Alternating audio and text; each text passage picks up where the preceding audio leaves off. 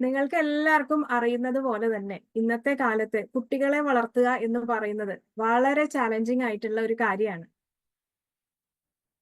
ഒരു പേരന്റ് എന്ന രീതിയിൽ നിങ്ങളും ഞാനും അടങ്ങുന്ന എല്ലാവരും ഓരോ ദിവസവും ഒരുപാട് പ്രതിസന്ധികൾ തരണം ചെയ്തുകൊണ്ടാണ് ഈ കാര്യം മുന്നോട്ട് കൊണ്ടുപോകുന്നത്, അല്ലേ? നമുക്ക് തന്നെ പലപ്പോഴും സംശയം ഉണ്ടാവും, നമ്മൾ കുട്ടികളെ വളർത്തുന്ന രീതി ശരിയാണോ, നമ്മൾ കൂടുതൽ അവരെ സ്ട്രിക്റ്റ് ആവുന്നുണ്ടോ, കൂടുതൽ അവർക്ക് ഫ്രീഡം കൊടുക്കുന്നുണ്ടോ? അങ്ങനെ ഒരുപാട് കൺഫ്യൂഷൻസ് നമുക്കുണ്ട്. എന്നാ നമ്മുടെ ഏറ്റവും വിശ്വസ്തരായിട്ടുള്ള നമ്മുടെ തന്നെ പേരൻസിനോട് ചോദിക്കാന്ന് വിചാരിച്ചാലോ? കാലം മാറിപ്പോയി, എല്ലാം വ്യത്യാസമായി. നമ്മളുടെ പേരൻസ് നമ്മളെ വളർത്തിയ രീതിയിൽ നമുക്ക് നമ്മുടെ മക്കളെ വളർത്താൻ പറ്റില്ല, കാരണം എല്ലാം മാറിപ്പോയി. അവിടെയാണ് ഒരു പേരന്റിങ് കോഴ്സിന്റെ പ്രസക്തി നമ്മൾ മനസ്സിലാക്കേണ്ടത്. അപ്പോ ഈ വിഷയവുമായിട്ട് ബന്ധപ്പെട്ട് നമ്മുടെ അതിഥിയായി നമ്മളോട് സംസാരിക്കാൻ ഇന്ന് എത്തിയിട്ടുള്ളത് ബഹുമാനപ്പെട്ട രമ്യ ശങ്കർ മാഡമാണ്. നിങ്ങളിൽ പലർക്കും അറിയുന്നത് പോലെ തന്നെ മാഡം ഫേമസ് ആയിട്ടുള്ള ഒരു കൗൺസിലിംഗ് സൈക്കോളജിസ്റ്റ് ആണ്. അത് മാത്രമല്ല, മാഡം ഒരു ഓഥറാണ്, മൈൻഡ് പവർ ട്രെയിനർ ആണ്, ഹാപ്പിനെസ് കോച്ചാണ്. അങ്ങനെ പല മേഖലകളിലും മാഡം സേവനം അനുഷ്ഠിച്ചു വരുന്നുണ്ട്. പക്ഷെ ഇപ്പൊ മാഡം നമ്മുടെ കൂടെ ഇവിടെ ഇരിക്കാനുള്ള പ്രധാന കാരണം 10 വർഷത്തിലേറെയുള്ള മാഡത്തിന്റെ പേരന്റിങ് ട്രെയിനിങ് എക്സ്പീരിയൻസ് ആണ്. അപ്പൊ ഇനിയും ഞാൻ ടൈം വേസ്റ്റ് ചെയ്യുന്നില്ല, മാഡത്തിന് നമ്മളോട് എന്താ പറയാനുള്ളതെന്ന് കേൾക്കാം. Please ma'am. Thank you doctor Gladys. Yes. ഇപ്പൊ എല്ലാവരും ഉച്ചക്ക് ചോറൊക്കെ കഴിച്ചു എന്ന് വിചാരിക്കുന്നു. അതിന്റെ ക്ഷീണത്തിലും ആയിരിക്കും അല്ലെ അമ്മമാരൊക്കെ? പിള്ളേരൊക്കെ സ്കൂളിലെ എക്സാം ഒക്കെ കഴിഞ്ഞ് എത്തിക്കാണെന്ന് വിചാരിക്കുന്നു. നോമ്പുള്ളവരുണ്ട് കുറെ പേര്. സ്കൂളിലെ പിള്ളേരൊക്കെ എത്തിയോ എക്സാം ഒക്കെ കഴിഞ്ഞിട്ട്? ഓ, ഇന്നലെ കഴിഞ്ഞു മാം. ഓക്കെ. സോ നമ്മുടെ ഒരു ടോപ്പിക് നമ്മൾ പറഞ്ഞ ജെൻ സെഡ് പാരന്റിങ് എന്നാണ് അല്ലേ? സോ നിങ്ങൾ ഈ പേരൊന്നും കേട്ട് ആരും പേടിക്കണ്ട. കാരണം ഇപ്പൊ നമ്മളിങ്ങനെ പിള്ളേരെ വായിക്കുന്നത് നമ്മൾ കേൾക്കും, ഞങ്ങള് ആൽഫ കുട്ടികളാണ്, ജെൻസെഡ് പിള്ളേരാണെന്നൊക്കെ. ഇതൊന്നും കേട്ട് ആരും പേടിക്കൊന്നും വേണ്ട. കാരണം ഇതൊക്കെ നമ്മൾ ഓരോ ജനറേഷൻ ഇപ്പൊ പേരിട്ട് വന്നതാണ്. ഇപ്പൊ ഇവിടെ ഇരിക്കുന്ന മിക്ക ആളുകളും നമ്മൾ പറയുവാണെങ്കിൽ മില്ലനിയൽ എന്ന് പറയുന്ന ജനറേഷനിൽ പെട്ടതായിരിക്കും. അതായത് ഒരു 1981 തൊട്ട് ഒരു 1996 ഒക്കെ, അതൊരു ഏകദേശം ഒരു 29-30 തൊട്ട് 44 വയസ്സ് വരെ പ്രായമുള്ള ആളുകളാണ് എങ്കിൽ ഇത് നമ്മൾ മില്ലനിയൽ എന്ന് പറയുന്ന ജനറേഷനിൽ അവര്. ഇനി അതിന്റെയും തൊട്ട് മുകളിൽ നമ്മുടെയൊക്കെ ഒരു പാരന്റ്സ് അല്ലെങ്കിൽ ഒരു 45-60 വയസ്സിന്റെ ഇടയിലുള്ള ആളുകൾ, ഇവര് വരുന്നത് ഇപ്പൊ 45-50 ഉള്ള ആളുകൾ നമ്മുടെ കൂടെ ഉണ്ടാവും. അതിന്റെ മുകളിലേക്ക് പോകുമ്പോൾ ഒരു പക്ഷെ നിങ്ങൾ വളരെ യങ് ആണെങ്കിൽ ഒരുപക്ഷെ നിങ്ങളുടെ പാരന്റ്സിന്റെ പ്രായമായിരിക്കും. അപ്പൊ അവരൊക്കെ ജനറേഷൻ എക്സ് എന്നാണ് പറയുന്നത്. സോ ഈ ജനറേഷൻ എക്സും മില്ലനിയലും ഒക്കെ കഴിഞ്ഞ് ഇവരുടെ പിള്ളേര് വരുന്നത് നേരെ ജെൻ സെഡ് അല്ലെങ്കിൽ അതും കഴിഞ്ഞിട്ടുള്ള ജെൻ ആൽഫയിലായിട്ടാണ് വരുന്നത്. അങ്ങനെയാണ് ഈ പേരുകളൊക്കെ കൊടുത്തിട്ടുള്ളത്. അപ്പൊ എന്താണ് ഇതിന്റെയൊക്കെ വ്യത്യാസം എന്ന് ചോദിച്ചാൽ, നമ്മൾ ശരിക്കും പറഞ്ഞാൽ ഈ മില്ലനിയൽ എന്ന് പറയുന്നത്, അതായത് ഈ പറയുന്ന ഒരു 29-ന്റെയും 44 വയസ്സിന്റെയും ഇടയിലുള്ള ആളുകൾ എന്ന് പറയുന്നത് ഈ പഴയ ഒരു കാലഘട്ടം, അതായത് നമ്മുടെ കാളവണ്ടിയുടെയും ലാൻഡ് ലൈന് പോലും വരാത്തൊരു കാലഘട്ടത്തിൽ നിന്ന് ഇപ്പോഴത്തെ ഈ പറയുന്ന ആൻഡ്രോയിഡ് കാലം വരെ ഒരുപോലെ കണ്ടു വളർന്ന ആളുകളാണ്. സോ വളരെ റിയാലിറ്റി എന്ന് വന്നിട്ട് നമ്മൾ ഇവിടെ ഒരു ഫാന്റസിയുടെ വേൾഡിലേക്ക് വന്നിട്ട് ഇതെന്താ സംഭവിക്കുന്നതെന്ന് അറിയാതെ അന്തിച്ച് നിൽക്കുന്ന ആൾക്കാരാണ് കൂടുതലും ഈ മില്ലനിയൽ പാരന്റ്സ് എന്ന് പറയുന്നത്. ഈ മില്ലനിയൽ പാരന്റ്സ് ആണ് ആക്ച്വലി ഈ ജെൻസെഡും പിന്നെ നമ്മുടെ ആൽഫ കുട്ടികളെയൊക്കെ വളർത്തിക്കൊണ്ടിരിക്കുന്നത്. ഈ ജെൻ സെഡിലുള്ളവര് 1996 തൊട്ട് 2012 വരെയുള്ള പിള്ളേരാണ്. ഈ 2012 തൊട്ട് 2025 വരെയുള്ള കുട്ടികളെയാണ് നമ്മൾ ആൽഫ എന്ന് പറയുന്നത്. സോ ഒരുപക്ഷെ ഈ 1996-97 ജനിച്ച ആളുകളാണെങ്കിൽ ഇവര് ജെൻസെഡ് പാരന്റ്സും ആണ്, അവരൊരു പക്ഷേ ആൽഫ കുട്ടികളുടെ പാരന്റ്സും ആയിരിക്കും. സോ എന്താണ് നമുക്ക് ഈ ലാസ്റ്റത്തെ 2 തലമുറേനെയാണല്ലോ നമ്മൾ ഇപ്പോഴത്തെ പിള്ളേരെന്ന് പറയുന്നത്. കാരണം ഒരു 13 വയസ്സ് തൊട്ട് 20 വയസ്സൊക്കെ വരെയുള്ള ആ ഒരു പിള്ളേര്. അപ്പൊ എന്താണ് ഇവരുടെ മെയിൻ പ്രത്യേകത, അല്ലെങ്കിൽ ഇവരുടെ ചാലഞ്ചസ് എന്താണ്? ഇവരെ വളർത്തുന്ന സമയത്ത് ആസ് എ പാരന്റ്സ് നമ്മൾ അനുഭവിക്കുന്ന ബുദ്ധിമുട്ട്. ഇപ്പൊ എന്റെ മകന് 10 വയസ്സാണ് ഈ പറഞ്ഞ പോലെ. സോ അവൻ ഈ പറഞ്ഞ പോലെ ഒരു ആൽഫ കിഡ് ആണെന്ന് വേണമെങ്കിൽ പറയാം നമുക്ക്. അപ്പം ഈ പറയുന്ന വ്യത്യാസങ്ങളാണ് ജനറേഷൻസിന്റെ പേരിൽ വരുന്നത്. എന്താണ് ഇത്രയും വലിയ പ്രത്യേകത എന്ന് ചോദിച്ചാൽ, നേരത്തെ പറഞ്ഞ ആ ഒരു വലിയ കാര്യം തന്നെയാണ്. കാരണം റിയാലിറ്റിയിൽ ജനിച്ചു വളരുന്ന പാരന്റ്സ് ഭയങ്കരമായിട്ട് ഡിജിറ്റൽ വേൾഡിൽ വളരുന്ന കുട്ടികളെയാണ് നോക്കേണ്ടി വരുന്നത്. സോ ഇത് ഒരു വലിയ ഭാഗം, ഇതിന്റെ ഒരു വലിയ ഭാഗം ഇതാണ്. രണ്ടാമത്തെ എന്ന് പറഞ്ഞു കഴിഞ്ഞാല് ഭയങ്കര സ്ട്രിക്റ്റ് ആയിട്ട് ഭയങ്കര മൊറാലിറ്റിയും അങ്ങനെ വേണം, സ്ത്രീകളായ ഇങ്ങനെ വേണം, പെൺകുട്ടികളായ ഇങ്ങനെ വേണം, ആൺപിള്ളേരായ ഇങ്ങനെ വേണം, ഇങ്ങനെ ഒരുപാട് എന്താ പറയാ, ഇങ്ങനെ ബോക്സസിനകത്ത് വളർന്ന ആളുകള് അവരുടെ പിള്ളേര് വരുമ്പം എന്നെ ഇങ്ങനെയൊക്കെ വളർത്തിയത് കൊണ്ട് എന്റെ പിള്ളേര് കുറച്ച് ഫ്രീഡത്തിൽ വളരട്ടെ എന്ന് പറഞ്ഞിട്ട് അവര് ഈ ജെൻസെഡ് അല്ലെങ്കിൽ ആൽഫ പിള്ളേർക്ക് ഭയങ്കരമായിട്ട് ഫ്രീഡം കൊടുക്കുന്നു. ഞാനും എന്റെ കുഞ്ഞും വളരെ ഫ്രണ്ട്സിനെ പോലെയാണെന്ന് പറഞ്ഞിട്ട് ഒരു ഫ്രണ്ട്ഷിപ്പ് മാനേജ് ചെയ്തിട്ട് പോകുന്നു. ഇതുകൊണ്ട് വരുന്ന കുറെ നല്ല കാര്യങ്ങളും ഉണ്ട്, കുറെ ബുദ്ധിമുട്ടുകളും ഉണ്ട്.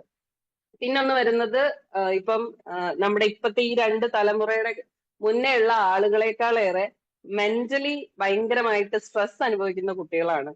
ഭയങ്കരമായിട്ട് മെന്റൽ ഹെൽത്തുമായിട്ടുള്ള പ്രശ്നങ്ങൾ വരുന്നു, ഫിസിക്കൽ ഹെൽത്തുമായിട്ട് ബന്ധപ്പെട്ട പ്രശ്നങ്ങൾ വരുന്നു. കാരണം ഫിസിക്കൽ ഹെൽത്തിൽ എന്തുകൊണ്ട് പ്രശ്നം വരുന്നു എന്ന് വെച്ചാൽ നമ്മുടെ നാടിന്റെ ഭക്ഷണ രീതി മാറിയതുകൊണ്ട്, കുട്ടികള് പിന്നെ എക്സസൈസും കാര്യങ്ങളും കുറയുന്നത് കൊണ്ട്, ഈ പറഞ്ഞ പോലെ ഒരുപാട് ടി വി മൊബൈല് ടാബ് ഒക്കെ ആയിട്ട് ഇരിക്കുന്നത് കൊണ്ടൊക്കെ വരുന്ന കുറെ പ്രശ്നങ്ങൾ.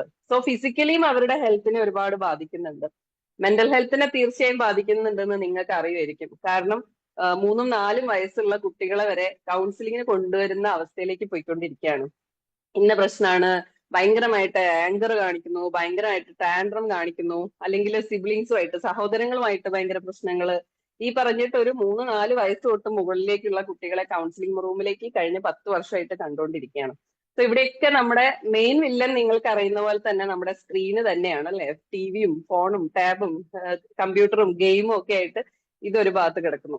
ഇനി കഴിഞ്ഞ കുറെ കാലഘട്ടങ്ങൾക്ക് മുൻപേ ഒക്കെ അവനവിടെ കഞ്ചാവ് അടിച്ച് കിടക്കുകയാണെന്ന് പറയുന്ന സമയത്ത് ഉണ്ടാവുന്ന ഒരു ആറ്റിറ്റ്യൂഡും ഇപ്പത്തെ കുട്ടികളുടെ ഇടയിൽ ഈ വേർഡ് പറയുമ്പോൾ കിട്ടുന്ന ഒരു സ്വീകാര്യതയും വളരെ നമ്മളെ പേടിപ്പെടുത്തുന്നതാണ്. പണ്ടൊക്കെ ഒരു വെള്ളം അടിക്കുന്ന ആള് അല്ലെങ്കിൽ കഞ്ചാവ് അടിക്കുന്നവൻ എന്നൊക്കെ നമ്മള് അത് ചുരുങ്ങിയ ഒരു പേഴ്സൺ അല്ലെങ്കിൽ ഒരു ചെറിയ കൂട്ടം ആളുകളെ മാത്രം പറഞ്ഞുകൊണ്ടിരുന്നതാണെങ്കിൽ ഇപ്പൊ നമ്മളത് സിനിമയിലാണെങ്കിലും നമ്മുടെ സോഷ്യൽ മീഡിയയിലാണെങ്കിലും ഇതിന് ഭയങ്കരമായിട്ടൊരു സ്വീകാര്യത വന്നുപോയി. നമ്മുടെ സിനിമകളിലൊക്കെ ഇപ്പൊ ലാസ്റ്റത്തെ ഓഫീസർ മൂവിയിലാണെങ്കിൽ പോലും എന്റെ അടുത്ത് ഒരു പാരന്റ് പറഞ്ഞു, മോന് സത്യം പറഞ്ഞ ആ ഗ്യാങ്ങിനെ കണ്ടപ്പോ ഭയങ്കര സന്തോഷം വന്നത്ര, ഇതുപോലൊരു ഗ്യാങ് ആണ് അവന് വേണ്ടതെന്നൊക്കെ തോന്നിയെന്ന്.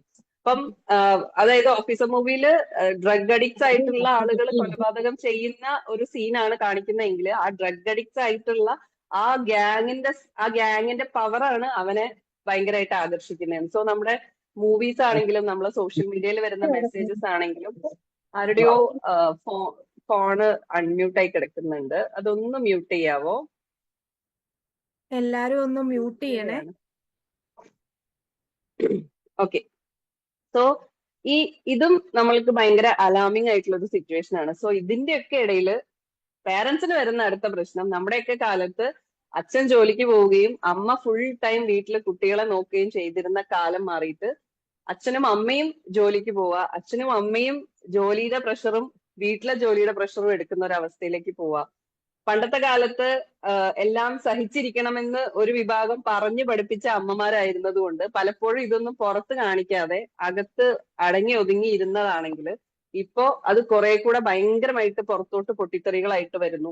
വീട്ടിൽ ഭയങ്കരമായിട്ടുള്ള പ്രശ്നങ്ങൾ പണ്ടില്ല എന്നല്ല കേട്ടോ, നല്ല പ്രശ്നങ്ങളുള്ള വീടുകൾ ഉണ്ടായിരുന്നു. പക്ഷെ അവിടെയും എവിടേക്കോ കൾച്ചറലി ഉണ്ടായിരുന്ന കുറെ കണ്ടീഷൻസ് കാരണം ഒരുപാട് ഒരു വലിയ പെർസെന്റേജ് സ്ത്രീകൾ മിണ്ടാതെ ഇരിക്കുമായിരുന്നു, പേടിച്ചിട്ടെങ്കിലും, അല്ലെങ്കിൽ പോവാൻ ഒരു ഇടം ഇല്ലാത്തത് കൊണ്ട് സഹിച്ചൊക്കെ ഇരിക്കുമായിരുന്നു. പക്ഷെ ഭാര്യയും ഭർത്താവും നമ്മള് ജോലിക്ക് പോകാൻ തുടങ്ങി, സ്വന്തം കാലിൽ നിൽക്കാൻ തുടങ്ങി.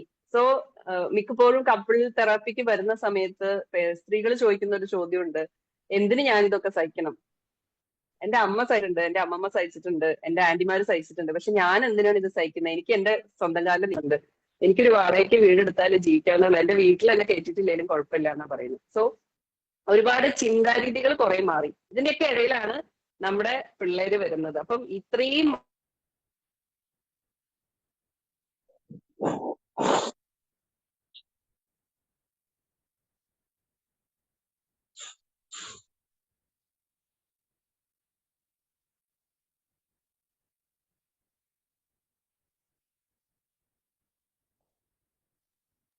കണക്ഷൻ മാം പോയതാ. കേൾക്കുന്നില്ലല്ലോ.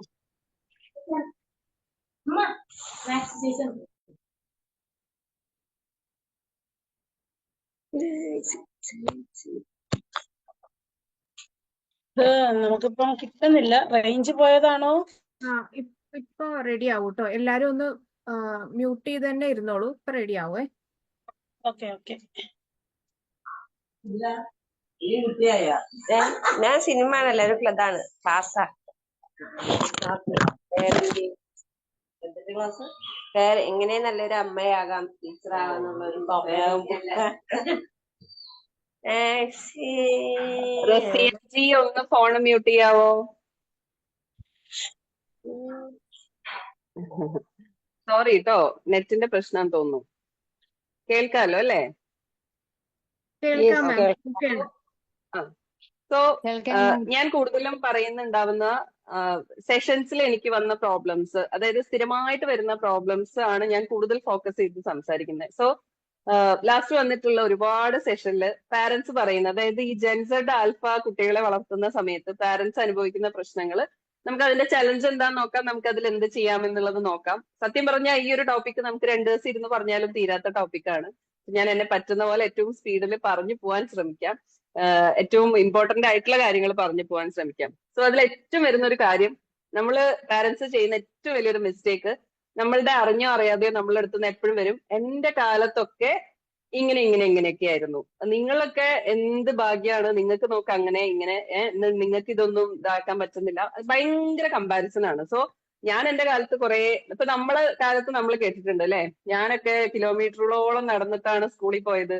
അപ്പൊ നമുക്കിത് കേൾക്കുമ്പോൾ ഇറിറ്റേഷൻ വരും. കാരണം നമുക്ക് കിലോമീറ്ററോളം നടക്കേണ്ട കാര്യമില്ല, നമുക്ക് നോക്കിയാൽ കാണുന്ന സ്കൂളിലായിരിക്കും നമ്മൾ പഠിച്ചിട്ടുണ്ടാവുക.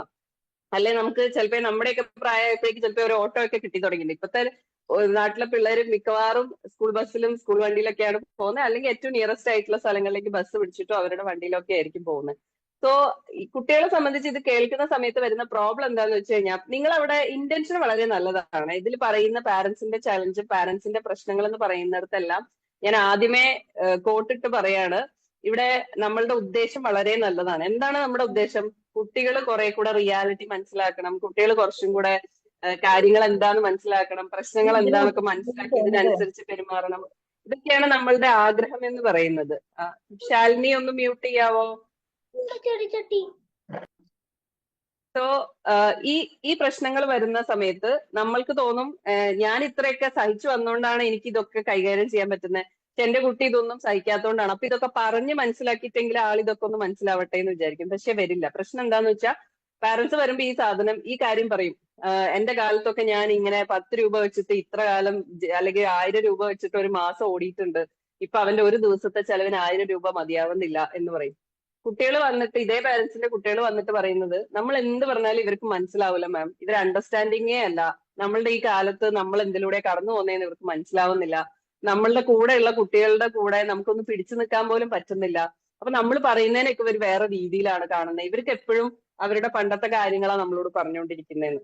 സോ കുട്ടികളുടെ ഉള്ളിൽ ഭയങ്കരമായിട്ടൊരു ഫീലിംഗ് വരുവാണ്, നിങ്ങൾക്ക് അവരെ മനസ്സിലാവുന്നില്ല.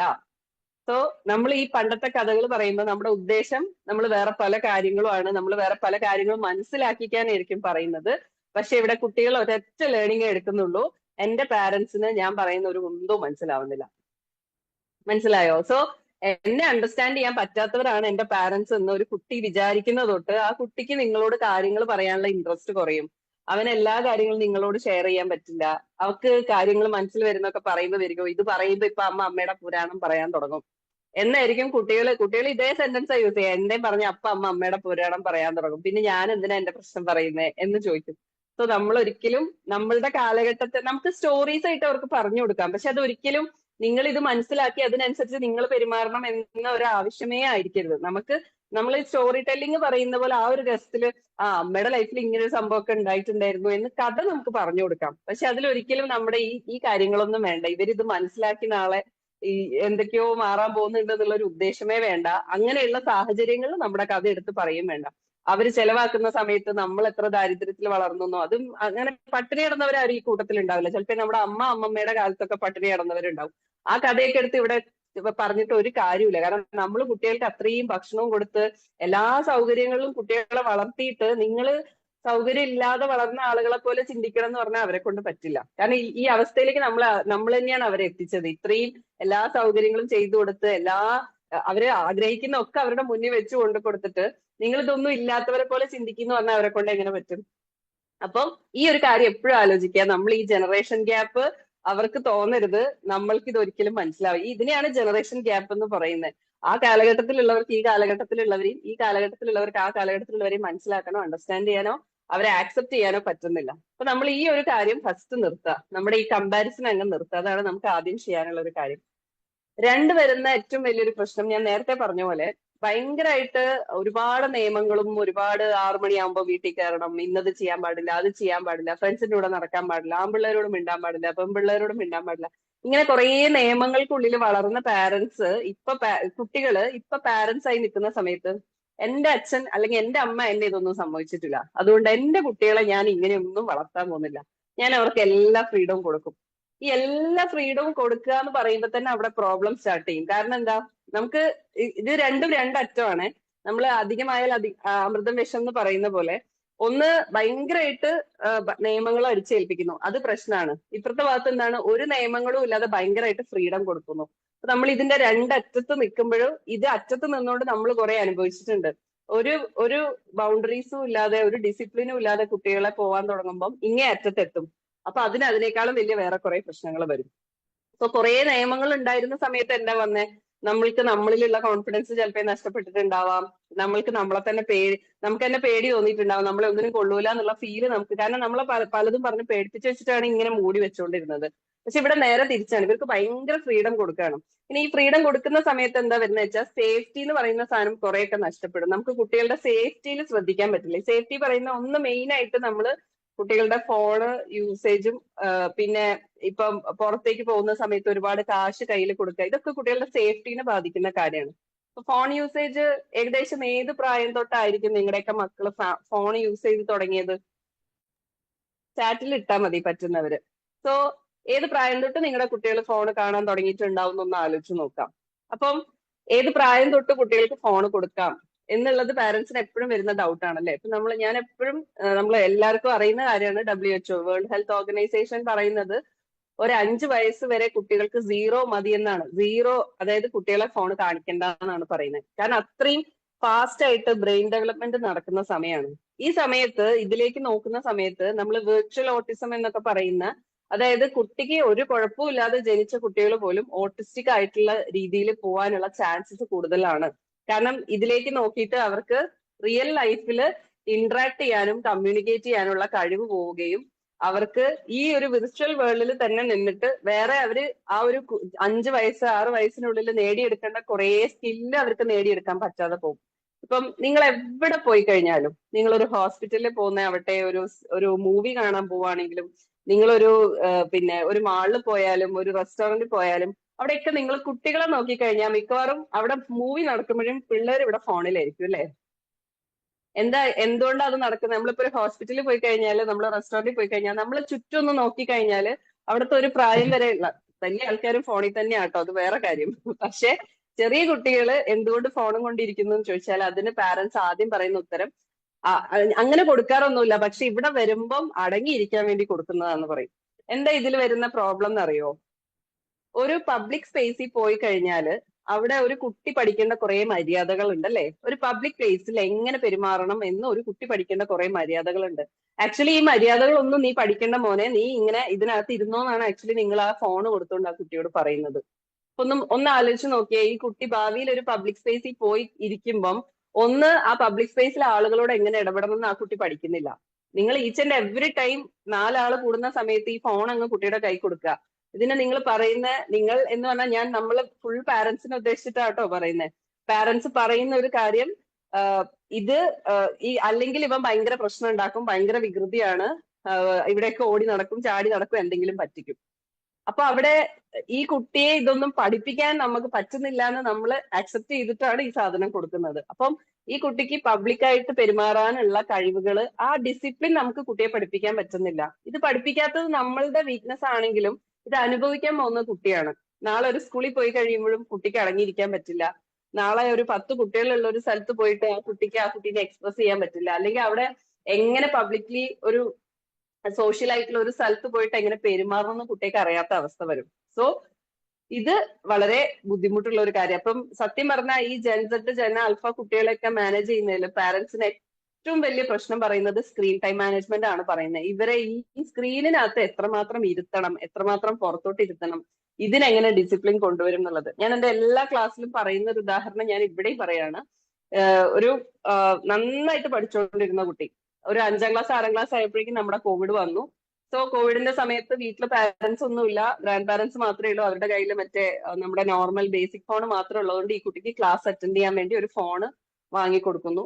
7ാം ക്ലാസ് ഒക്കെ കഴിഞ്ഞപ്പോഴേക്ക് കോവിഡ് പോയി. പക്ഷെ കോവിഡ് പോയപ്പം മിക്ക പാരന്റ്സും മറന്നുപോയ ഒരു കാര്യം, കുട്ടിയുടെ കയ്യിൽ നിന്ന് ഈ ഫോൺ ഇങ്ങ് തിരിച്ചു മേടിക്കാൻ പറഞ്ഞു. അപ്പൊ എന്ത് സംഭവിച്ചു? കുട്ടിക്കും ഒരു ഫോണായി. അത് അവന്റെ ഫോണ്, അത് അവളുടെ ഫോണ്, അവന്റെ പേരിലും അവളുടെ പേരിലും ഒരു ഫോണും കൂടെ. ഈ ഫോൺ വരുമ്പോ എന്ത് സംഭവിക്കും? കുട്ടിക്ക് കുട്ടിയുടേതായ ഒരു ലോകത്ത് ഇരിക്കുകയാണ്. ഈ വീടിനകത്തും അവൻ അവന്റേതായ, അവൾ അവളുടേതായ ലോകത്തിരിക്കുകയാണ്. ഈ ലോകത്തിരുന്നതിന്റെ പ്രശ്നങ്ങൾ നിങ്ങൾ സിനിമയിലാണേലും സോഷ്യൽ മീഡിയയിലാണേലും ഒരുപാട് വായിക്കുന്നുണ്ടാവും. പക്ഷെ അപ്പോഴൊക്കെ ഓരോ പാരന്റ്സും വിചാരിക്കും എന്റെ കുട്ടി ഇതൊന്നും ചെയ്യില്ല, എന്റെ കുട്ടി ഇതിലൊന്നും പോയി പെടില്ല, എന്റെ മോള് നല്ലതാണ്, എന്റെ മോൻ നല്ലതാണ്, ഇതിലൊന്നും പോയി പെടില്ല എന്ന വിശ്വാസത്തില് നമ്മൾ ഇതങ്ങ് കൊടുത്തു വെച്ചേക്കും. ഇങ്ങനെ കൊടുത്തു വെച്ച ഒരു പാരന്റ്സ് ആണ് ലാസ്റ്റ് കൗൺസിലിങ്ങിന് വന്നത്. ആ സമയത്ത് ഈ കുട്ടി 10ാം ക്ലാസ്സിൽ എങ്ങാനാണ് പഠിക്കുന്നത്. നന്നായി പഠിച്ചിരുന്ന കുട്ടി, നന്നായി പാട്ട് പാടിക്കൊണ്ടിരുന്ന കുട്ടി, പള്ളിയിലൊക്കെ കൊയറിൽ പാടിക്കൊണ്ടിരുന്ന കുട്ടി, സ്കൂളിൽ എന്ത് പ്രോഗ്രാമിനും ആക്റ്റീവ് ആയിട്ടുണ്ടായിരുന്ന കുട്ടി. ഈ 10ാം ക്ലാസ്സിൽ ഫസ്റ്റ് എക്സാം വന്നപ്പോഴേക്ക് ഭയങ്കരമായിട്ട് മാർക്ക് കുറഞ്ഞു. അപ്പൊ പഠിക്കാൻ വേണ്ടി പറയാൻ തുടങ്ങി. അപ്പൊ ഇവർക്ക് മനസ്സിലായി ഫോണിന്റെ മുകളിൽ ഇരുന്നിട്ടാണ് പ്രശ്നം എന്ന്. ഫോൺ വാങ്ങാൻ നോക്കുമ്പോൾ ഈ കുട്ടി ഭയങ്കരമായിട്ട് അതിനെ എതിർക്കാൻ തുടങ്ങി. അവസാനം അച്ഛനെയും അമ്മേനെയും വേദനിപ്പിക്കുന്ന അവസ്ഥയിൽ, അതായത് അച്ഛൻ മകനെ അടിക്കാൻ വേണ്ടി വാങ്ങി വെച്ച വടി എടുത്തിട്ട് അച്ഛനെ തല്ലിയപ്പോഴാണ് ഇവർ പിറ്റേ ദിവസം കൗൺസിലിങ്ങിന് വരുന്നത്. സോ ഈ അമ്മയ്ക്ക് പറയുമ്പോൾ അവർക്ക് പറയാൻ പറ്റുന്നില്ല. കാരണം അവർ പറയുന്ന അത്രയും റെസ്പെക്റ്റോട് കൂടി ഞങ്ങളുടെ അടുത്തിരുന്ന ഒരു കുട്ടിയായിരുന്നു, മൂത്തവരെയൊക്കെ അത്ര റെസ്പെക്റ്റോടെ കണ്ടിരുന്ന ആള്, ഞങ്ങളടുത്ത് അത്രയും സ്നേഹത്തോടെ ഇരുന്ന ഒരു കുട്ടി ഈ 3-4 വർഷം കൊണ്ട് ഇവൻ ഇങ്ങനെ മാറിയത് എങ്ങനെയാണെന്ന് ഞങ്ങൾക്ക് മനസ്സിലാവുന്നില്ല എന്ന്. സോ ഒരു ഫോൺ നമ്മൾ കൈ കൊടുക്കുന്ന സമയത്ത് നിങ്ങൾ എപ്പോഴും ആലോചിക്കുക, അതിന്റെ സമയം കൂടുന്നതിനനുസരിച്ച് നമ്മളുടെ കുട്ടിയുടെ സ്വഭാവം മാറിക്കൊണ്ടിരിക്കുകയാണ്. റിയൽ ലൈഫിലുള്ള അറ്റാച്ച്മെന്റും റിലേഷൻഷിപ്പും മാറിക്കൊണ്ടിരിക്കുകയാണ്. സോ കുട്ടീനെ സംബന്ധിച്ച് അവിടെ അച്ഛൻ, അമ്മ, സഹോദരങ്ങള്, അമ്മയുടെ സിസ്റ്റേഴ്സ് ഒക്കെ ആയിട്ട് ഭയങ്കര അറ്റാച്ച്ഡ് ആയിരുന്നു കുട്ടി. ഇപ്പം ആര് പറഞ്ഞാലും ഒരു കുഴപ്പമില്ലാത്ത അവസ്ഥ. ഇവിടെ അടുത്ത പ്രശ്നം എന്താന്ന് വെച്ച് കഴിഞ്ഞാല് ഈ കുട്ടിയുടെ അടുത്ത് കുട്ടിക്ക് കറക്റ്റ് ആയിട്ട് എന്തെങ്കിലും ചെയ്യാൻ അറിയോ എന്ന് അന്വേഷിക്കുന്ന സമയത്ത് ഈ 10ാം ക്ലാസ്സിൽ പഠിക്കുന്ന ആൺകുട്ടീനെ സർജറി കഴിഞ്ഞ് കിടക്കുന്ന എന്റെ അടുത്ത് വരുന്ന സമയത്തും അവര് ട്യൂബൊക്കെ ഇട്ടിട്ടാണ് എന്റെ അടുത്ത് വരുന്നത്. അപ്പൊ ഞാൻ ചോദിച്ചു, ഇത്രയും ബുദ്ധിമുട്ടായോ, നിങ്ങൾ വരണ്ടില്ലായിരുന്നു എന്ന് പറഞ്ഞു. അങ്ങനെ അവരുടെ അവസ്ഥ എനിക്ക് തന്നെ പാവം തോന്നിപ്പോയി. അപ്പൊ അവര് ഈ ട്യൂബൊക്കെ ഇട്ടിട്ടാണ് കൗൺസിലിങ്ങിന് വരുന്നത്. അപ്പൊ ഈ അമ്മയാണ് അത്ര അതിന്റെ തലേ ദിവസം ഈ കുട്ടീനെ കുളിപ്പിച്ചു കൊടുത്തത്. അപ്പൊ 10ാം ക്ലാസ്സിൽ പഠിക്കുന്ന ഒരു കുട്ടീനെ, ഒരു ആൺകുട്ടീനെ അമ്മ കുളിപ്പിച്ചു കൊടുക്കുക എന്ന് പറയുമ്പം ശാരീരികമായ ഒരു പ്രശ്നം ഉള്ളത് കൊണ്ടല്ല, അവരത് കാരണം പറഞ്ഞു. അപ്പൊ അവര് ഒരു കാര്യം ചെയ്യില്ല എന്ന് പറഞ്ഞപ്പോ ഞാൻ ഓഹോ, അപ്പൊ ചുരുക്കി പറഞ്ഞാൽ സ്വന്തമായിട്ട് കുളിക്കാൻ മാത്രമേ അറിയൂ, കാരണം ഭക്ഷണം വരെ വാരി കൊടുക്കുവാണ് 4 നേരം. അപ്പൊ ആണ് അമ്മ പറഞ്ഞേ, മാഡം സത്യം പറഞ്ഞാൽ ഇന്നലെയും ഞാൻ കുളിപ്പിച്ചു കൊടുത്താണ്, കാരണം കുളിക്കാൻ കയറി കഴിഞ്ഞാൽ ഷവറും തുറന്നിട്ട് അതിനടിയിൽ നിൽക്കുകയുള്ളൂ, വൃത്തിയിൽ കുളിക്കില്ല എന്ന്. നിങ്ങളൊന്ന് ആലോചിച്ച് നോക്കിയാൽ നമ്മുടെ കുട്ടികളെ നമ്മൾ ഒന്നിനും കൊള്ളാതെ ആക്കിക്കൊണ്ടിരിക്കുകയാണ്. അതായത് അവർക്ക് സ്വന്തമായിട്ട് ഭക്ഷണം കഴിക്കാൻ അറിയില്ല, സ്വന്തമായിട്ട് കുളിക്കാൻ അറിയില്ല, സ്വന്തമായിട്ട് ഇരുന്ന് പഠിക്കാൻ അറിയില്ല, ഒരാളെ കണ്ടു കഴിഞ്ഞാൽ അവരോട് കമ്മ്യൂണിക്കേറ്റ് ചെയ്യാൻ അറിയില്ല, 4 ആളുടെ മുന്നിൽ നിന്ന് എന്തെങ്കിലും ഒരു വാക്ക് സംസാരിക്കാൻ പറഞ്ഞാൽ അവരെ കൊണ്ട് അത് പറ്റില്ല. സോ എന്താണ് ഈ കുട്ടികൾക്ക് അറിയാന്ന് ചോദിച്ചാൽ അവർക്ക് ആകെ അറിയുന്നത് ഈ മൊബൈൽ യൂസ് ചെയ്യാനാണ്. പഠിത്തത്തിൽ അവർ പിറകോട്ട് പോകുന്നു, റിലേഷൻഷിപ്പ് അവർക്ക് മെയിൻറ്റെയിൻ ചെയ്യാൻ അറിയില്ല. അപ്പം നമ്മൾ നമ്മുടെ കുട്ടികളെ ഈ ഒരു സ്ക്രീനിന്റെ ടൈമിൽ എന്താണ് സംഭവിക്കുന്നത് എന്നുള്ളത്, അപ്പം ഈ ജെൻ സെഡും ജെൻ ആൽഫ കുട്ടികളെയും നമുക്ക് ഇതിനകത്ത് മുഴുവനായിട്ട് പുറത്തേക്ക് നിർത്താൻ പറ്റില്ല. I know that. നമ്മുടെ AI കാലമാണ്, ഇനി വരാൻ പോകുന്ന എല്ലാ മേഖലകളിലും അവർക്ക് ഇത് യൂസ് ചെയ്തേ പറ്റുള്ളൂ. പക്ഷെ എത്രമാത്രം, എങ്ങനെ ഇത് ഇവർക്ക് ഉപയോഗപ്രദമാവുന്ന രീതിയിൽ എങ്ങനെ ഉപയോഗിക്കാൻ പഠിക്കാൻ പറ്റും, ഇവരെന്താ അതിൽ കണ്ടുകൊണ്ടിരിക്കുന്നത്? ഇതിൽ ഏറ്റവും വലിയ പ്രശ്നം വരുന്നത് സോഷ്യൽ മീഡിയ യൂസേജ് ആണ്. അതായത് റീല് പോലെയുള്ള സാധനങ്ങൾ കാണുമ്പം, ഒരു റീൽ എന്ന് പറയുന്ന മിനിമം 30 സെക്കൻഡ്സ് ആണ്. അത് കുട്ടികൾ ആകെ 9-10 സെക്കൻഡ് ആകെ കാണുന്നത്. ഒരു 7 സെക്കൻഡിൽ കൂടുതൽ ഒരു കുട്ടി ഒരു റീല് കാണുന്നില്ല എന്നാ പറയുന്നത്. അപ്പൊ അവിടെ എന്താ സംഭവിക്കുന്നത്? ഓരോ റീല് കാണുമ്പോഴും ഇതിങ്ങനെ മാറ്റിക്കൊണ്ടിരിക്കുകയാണ് അല്ലെ. അപ്പൊ ഈ മാറ്റുന്നത് എന്താണ്? ബ്രെയിനിന് അത്ര സമയ കോൺസെൻട്രേഷൻ കിട്ടുന്നുള്ളൂ. ആ സമയം ആകുമ്പോഴേക്കും ഇതിനകത്തുള്ള ഇൻട്രസ്റ്റ് പോയി അടുത്തേക്ക് പോവാണ്. സോ ഈ ഇങ്ങനെ മാറ്റി മാറ്റി ശീലമുള്ള ഒരു കുട്ടി ഒരു സ്കൂളിൽ പോയി ഇരിക്കുന്ന അവസ്ഥ ആലോചിച്ച് നോക്കിയേ. അവനെ മാത്സ് ടീച്ചർ പഠിപ്പിച്ചുകൊണ്ടിരിക്കുക, അവന് ഇത് ഇങ്ങനെ അങ്ങനെ ആക്കണം എന്ന് നല്ല ആഗ്രഹം ഉണ്ടാവും. പക്ഷെ ഇങ്ങനെ ആക്കിയിട്ട് കാര്യമില്ല. ആ ഒരു 1 അവർ ഇരുന്നാലേ അടുത്ത അവർ വരുള്ളൂ. ഇനി അടുത്ത അവർ സോഷ്യലിന്റെ ടീച്ചർ വരുമ്പോഴും അവന്റെ മനസ്സിൽ 1000 തവണ അവൻ ഇങ്ങനെ ആക്കുന്നുണ്ടാവും. കാരണം ഈ ഒരു മണിക്കൂർ, ആ 40 മിനിറ്റ്സ് അവന് ആ ക്ലാസ്സിൽ ഇരിക്കാൻ ഭയങ്കര ബുദ്ധിമുട്ടാണ്. സോ കുട്ടികള് ചെറിയ പ്രായത്തിൽ റീല് കാണുന്നത്, അപ്പൊ എല്ലാ പാരന്റ്സും വളരെ എന്താ പറയാ, സ്വീറ്റ് ആയിട്ട് പറയുന്ന ഒരു കാര്യമാണ്, അങ്ങനെ ഭയങ്കരമായിട്ട് യൂസ് ചെയ്യാറൊന്നുമില്ല, ഇൻസ്റ്റഗ്രാമിൽ ഇരുന്ന് റീല് കാണാറേ ഉള്ളൂ എന്ന് പറയും. അപ്പോഴേ ഞാൻ വിചാരിക്കും അയ്യോ കയ്യിൽ നിന്ന് പോയല്ലോ എന്ന് വിചാരിക്കും. സോ യൂട്യൂബിലും ഇൻസ്റ്റയിലും ഒക്കെ കയറി ഇരുന്ന് റീല് കാണുക എന്ന് പറയുന്നത് അത്രയും നമ്മളെ ഉപദ്രവിക്കാത്ത കാര്യമല്ല, ഏറ്റവും ബ്രെയിനിന് ഉപദ്രവം ഉണ്ടാക്കുന്ന കാര്യമാണ്. സോ കുട്ടിക്ക് ബ്രെയിനിന് ഇങ്ങനെ പഠിപ്പിച്ചു കൊടുക്കുകയാണ്, വളരെ കുറഞ്ഞ സമയം കൊണ്ട് അത്രയും പ്ലഷർ കിട്ടുന്നത് പഠിപ്പിച്ചു കൊടുക്കുകയാണ്. അപ്പൊ നമുക്ക് ഈ കുട്ടികളെ പഠനത്തിലേക്കൊക്കെ വിടാൻ ഭയങ്കര ബുദ്ധിമുട്ടാണ്. സോ ഇതിന് കൃത്യമായി ടൈമിംഗ് വെക്കുക, ഓരോ ഏജിന് അപ്രോപ്രിയേറ്റ് ആയിട്ടുള്ള ടൈം സെറ്റ് ചെയ്യുക, ആ ടൈമിലേ കൊടുക്കുള്ളൂ എന്ന്, നിങ്ങൾ എന്ത് പ്രശ്നം വന്നാലും ആ ടൈമിലേ അത് കൊടുക്കുള്ളൂ എന്ന് നിങ്ങൾ എന്തായാലും അതിനകത്ത് ഒരു ഉറപ്പ് വരുത്തുക. ഇത് ആ ബൗണ്ടറി വെച്ചിട്ടില്ല എങ്കിൽ നാളെ നിങ്ങൾ കഷ്ടപ്പെടുന്നുള്ള കാര്യത്തിൽ ഒരു സംശയവുമില്ല. സോ ഇതാണ് നമ്മുടെ പാരന്റിങ്ങിൽ വരുന്ന അടുത്ത ഏറ്റവും വലിയൊരു പ്രശ്നം വരുന്നത്. സോ അതിൽ ബൗണ്ടറി വെക്കുക, അതിനകത്തൊരു ഡിസിപ്ലിൻ ഉണ്ടാക്കുക, പഠനത്തിന്റെയും ഇതിന്റെയും പ്രൊപ്പോർഷൻ എപ്പോഴും നോക്കുക. സ്ക്രീൻ ടൈം അരമണിക്കൂർ ആണെങ്കിൽ 2 മണിക്കൂർ പഠിക്കുക. ഈ പറഞ്ഞൊരു പ്രൊപ്പോർഷൻ പോലെ നിങ്ങളുടെ വീട്ടിൽ നിങ്ങൾക്കൊരു റൂൾ ഉണ്ടായിരിക്കുക. നിങ്ങൾ ഇത് പറയുന്ന സമയത്ത് നിങ്ങളും ഫുൾ ടൈം ഫോണും കൊണ്ട് ഇരുന്ന് കഴിഞ്ഞാൽ കുട്ടികൾ നാളെ തിരിച്ചു ചോദിക്കും, അതിന് ഉമ്മ എപ്പോഴും ഫോണും കൊണ്ടല്ലേ, ഉപ്പ എപ്പോഴും ഫോണും കൊണ്ടല്ലേ, ഞാൻ പിന്നെ ഫോണും കൊണ്ട് ഇരുന്നാൽ എന്താന്ന് ചോദിക്കും. അപ്പൊ അവിടെ അതും കൂടെ നോക്കുക, കുട്ടിക്ക് ക്വാളിറ്റി ടൈം കൊടുക്കുന്നുണ്ട് എന്നുള്ളൊരു കാര്യം ചെയ്യാം. സോ അടുത്തന്നെ ഒരു പ്രശ്നം വരുന്നത് ഡിസിപ്ലിനുമായിട്ട് ബന്ധപ്പെട്ടിട്ടാണ്. കുട്ടികളെ കറക്റ്റ് ആയിട്ട് കാര്യങ്ങൾ പഠിപ്പിക്കാൻ പറ്റുന്നില്ല, അവരെ ഡിസിപ്ലിൻ ചെയ്യാൻ പറ്റുന്നില്ല. കാരണം എനിക്ക് ഫ്രീഡം കിട്ടിയിട്ടില്ല, അതുകൊണ്ട് ഞാൻ എന്റെ കുട്ടിക്ക് ഫ്രീഡം കൊടുക്കുന്നു. ഈ ഫ്രീഡത്തിൽ നിന്നാണ് ഈ പറയുന്ന ഡിസിപ്ലിന്റെ പ്രശ്നവും ഈ സ്ക്രീൻ ടൈമിന്റെ പ്രശ്നവും ഇവരുടെ സേഫ്റ്റിയുടെ പ്രശ്നം ഒക്കെ വരുന്നത്. സോ നിങ്ങൾ ഫ്രീഡം നന്നായിട്ട് കുട്ടികൾക്ക് കൊടുത്തോളൂ. പക്ഷെ ഒരു പാരന്റ് എന്ന് പറഞ്ഞാൽ യഥാർത്ഥത്തിൽ നമ്മുടെ പണി എന്താണെന്നാൽ കുട്ടികളെ നന്നായിട്ട് പഠിപ്പിക്കുക, അവരെ പ്രൊട്ടക്ട് ചെയ്യുക, അവരെ ഡിസിപ്ലിൻ ചെയ്യുക എന്നുള്ളതാണ്. കാരണം എന്താന്ന് വെച്ച് കഴിഞ്ഞാൽ ഇവരുടെ ലൈഫിൽ ഒരു ഡിസിപ്ലിൻ ഇല്ലെങ്കിൽ ഇവർക്ക്, നിങ്ങൾ ഇങ്ങനെ ആലോചിക്കുക, ഒരു സ്ഥാപനത്തിൽ നിങ്ങൾ ജോലി ചെയ്യുന്ന ഒരാൾ, ആ സ്ഥാപനത്തിൽ ഒരു ഡിസിപ്ലിനും ഇല്ലാത്ത ഒരാൾ വന്ന് ജോലി ചെയ്യുമ്പം കൂട്ടത്തിലുള്ള നിങ്ങൾക്ക് എന്തുമാത്രം ബുദ്ധിമുട്ടുണ്ടാവും. ഇനി നിങ്ങൾ ആ സ്ഥാപനത്തിന്റെ ഉടമയാണെന്ന് വിചാരിക്കും, നിങ്ങൾ ഈ ജോലിക്ക് എടുക്കുന്ന പിള്ളേര് ഒരു ഡിസിപ്ലിനും ഇല്ലാത്തവരാണെങ്കിൽ 10 മണിയുടെ ടൈമിന് ഇവര് 10:30 എത്തുള്ളൂ നമ്മുടെ ഓഫീസിൽ. ഇവരൊരു പണി ഏൽപ്പിച്ചു കഴിഞ്ഞാൽ നാളെ ഡെഡ് ലൈൻ കൊടുത്ത ഒരാഴ്ച കഴിയുമ്പോഴും അവർ അതും കൊണ്ട് ഇരിക്കുന്നുണ്ടാവും. സോ ഡിസിപ്ലിൻ എന്ന് പറയുന്ന കാര്യം ചെറിയ ചെറിയ കാര്യങ്ങൾ തൊട്ട് നമ്മൾ പഠിപ്പിച്ചിട്ടില്ലെങ്കിൽ നാളെ അവരുടെ പഠിത്തത്തിനെ അത് ബാധിക്കും, അവരുടെ കരിയറിനെ അത് ബാധിക്കും, അവർക്ക് ഒരു പ്രൊഫഷണൽ ലൈഫിൽ ഒരു പ്രൊഫഷണൽ ആയിട്ട് നിൽക്കാൻ പറ്റാത്ത അവസ്ഥ വരും. ഞാന് ഒരു MSW കുട്ടികളുടെ ഒരു ക്ലാസ് എടുക്കാൻ വേണ്ടിയിട്ട് ഞാൻ കുറെ റിസർച്ച് നടത്തിയിരുന്നു. അപ്പൊ ഞാനിങ്ങനെ ഇവരുടെ ഗവൺമെന്റ് പ്രൊജക്ടുകളില് സോഷ്യൽ വർക്കുമായിട്ട് ബന്ധപ്പെട്ടിട്ട് അവർക്ക് ജോലി കിട്ടുന്ന സ്ഥാപനങ്ങള് ഇങ്ങനെയുള്ള ആളുകളോടൊക്കെ സംസാരിച്ചു. ഞാൻ ചോദിച്ചു, നിങ്ങൾ സ്ഥിരമായിട്ട് ഈ MSW കുട്ടികൾ, അത് ഈ MSW എന്നുള്ള വേർഡ് കേട്ടിട്ട് നിങ്ങൾ അതിനെ മാത്രം വിചാരിക്കേണ്ട, ഈ കാലഘട്ടത്തിൽ പഠിച്ചിറങ്ങുന്ന കുട്ടികളുടെ ജനറേഷന് ഒന്നിനെ സെപ്പറേറ്റ് ആയിട്ട് എടുത്തുന്നേ ഉള്ളൂ. സോ ഈ കുട്ടികൾ കുറച്ചുകൂടെ സൈക്കോളജി ഒക്കെ പഠിച്ചു പോകുന്ന കുട്ടികളാണ്, കുറച്ചുകൂടെ ബെറ്റർ ആവേണ്ട കുട്ടികളാണ്. സോ ഈ കുട്ടികളെ കൊണ്ട് നിങ്ങൾക്ക് വരുന്ന ബുദ്ധിമുട്ട് എന്താണ് എന്ന് ചോദിച്ചപ്പം ഈ എല്ലാവരും പറഞ്ഞൊരു കാര്യം, ഒന്ന്, ഇവർക്ക് തീരെയും ഇമോഷണൽ ഇന്റലിജൻസ് അല്ലെങ്കിൽ ഒരു ഇമോഷണൽ മെച്യൂരിറ്റി ഇല്ല. ചെറിയ പ്രശ്നങ്ങൾ ഇവര് ഇട്ടിട്ട് പോവാണ്, ജോലി രാജിവെച്ചിട്ട് പോവാണ്. സോ നമുക്ക് ഒരു കുട്ടീനെ എടുത്താൽ 1-2 മാസം കൊണ്ട് ആ കുട്ടി ജോലി ഉപേക്ഷിച്ചിട്ട് പോവുക, അടുത്ത ആള് വരും, അടുത്ത ആള് വരുമ്പോഴും അടുത്ത പ്രശ്നം. സോ ഇവർക്ക് തീരെയും കോൺഫ്ലിക്ട് മാനേജ് ചെയ്യാനുള്ള സ്കില്ലില്ല. കോൺഫ്ലിക്ട് മാനേജ്മെന്റ് സ്കിൽ എന്താണ്? ഒരു പ്രശ്നം വന്നാൽ അത് തീർക്കാനുള്ള കഴിവില്ല, അത് പറഞ്ഞ് നേരെയാക്കാനോ അവിടെ അത് നിന്ന് അത് ചേഞ്ച് ചെയ്യാനോ. കാരണം എന്തുകൊണ്ടാണ്? വീട്ടിൽ കോൺഫ്ലിക്ട് മാനേജ്മെന്റ് പഠിപ്പിച്ചിട്ടില്ല എങ്കിൽ, വീട്ടില് കുട്ടിക്ക് ഒരു നോ കേൾക്കുന്നില്ല, ഒരു പ്രശ്നം വീട്ടിലില്ല, ഒരു പ്രശ്നം ആ കുട്ടിക്ക് കൈകാര്യം ചെയ്യേണ്ടി വരുന്നില്ല. ഈ പ്രശ്നമൊക്കെ വരുന്ന സമയത്ത് ഈ കുട്ടിയെ സംബന്ധിച്ച് എങ്ങനെ ഇതൊക്കെ പഠിക്കും? നമ്മളൊക്കെ നമ്മുടെ കോൺഫ്ലിക്ട് മാനേജ്മെന്റ് എങ്ങനെയായിരിക്കും പഠിച്ചത്? നമുക്ക് ചിലപ്പോൾ ക്ലാസ്സിൽ പഠിക്കാത്തതിന് ടീച്ചറുടെ അടുത്തുനിന്ന് അടി കിട്ടും. വീട്ടിൽ പോയിപ്പോ പറയുമ്പോൾ എന്തിനാ അടി കിട്ടിയെന്ന് ചോദിക്കും. പഠിക്കാത്തതിനാണെന്ന് പറയുമ്പോൾ ചിലപ്പോൾ അമ്മയുടെ 2 വീണ്ടും കിട്ടും. ഈ കോൺഫ്ലിക്റ്റ് എല്ലാം മാനേജ് ചെയ്തിട്ട് വേണം പിറ്റേ ദിവസം സ്കൂളിലേക്ക് പോകാൻ. അപ്പൊ അവിടെ അമ്മേനോട് പിണങ്ങി 5 മിനിറ്റ് ഇരിക്കും, കുറച്ച് കഴിയുമ്പോൾ മനസ്സിലാവും ഇവിടെ ഒന്നും സംഭവിക്കില്ല എന്ന്. പിന്നെ പോയിട്ട് ഭക്ഷണം കഴിച്ചിട്ട് അമ്മേനോട് വർത്താനം പറഞ്ഞു പോയി കിടന്നുറങ്ങും. അപ്പൊ നമ്മള് ഒരു പ്രശ്നം വന്നു കഴിഞ്ഞാലും അതിനെ മാനേജ് ചെയ്ത് സംസാരിച്ച് അതിനെ നേരെയാക്കാൻ നമ്മൾ പഠിച്ചിട്ടുണ്ട്.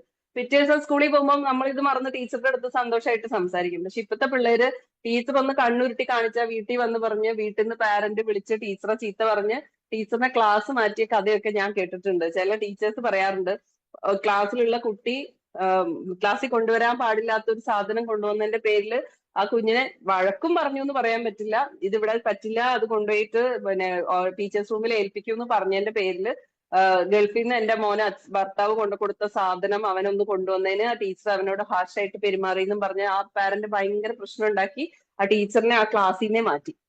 ആ കുട്ടി അവിടെ എടുത്ത ലേണിംഗ് നിങ്ങളൊന്ന് ആലോചിച്ച് നോക്ക്. ആ കുട്ടി എന്താ വിചാരിക്കുന്നേ?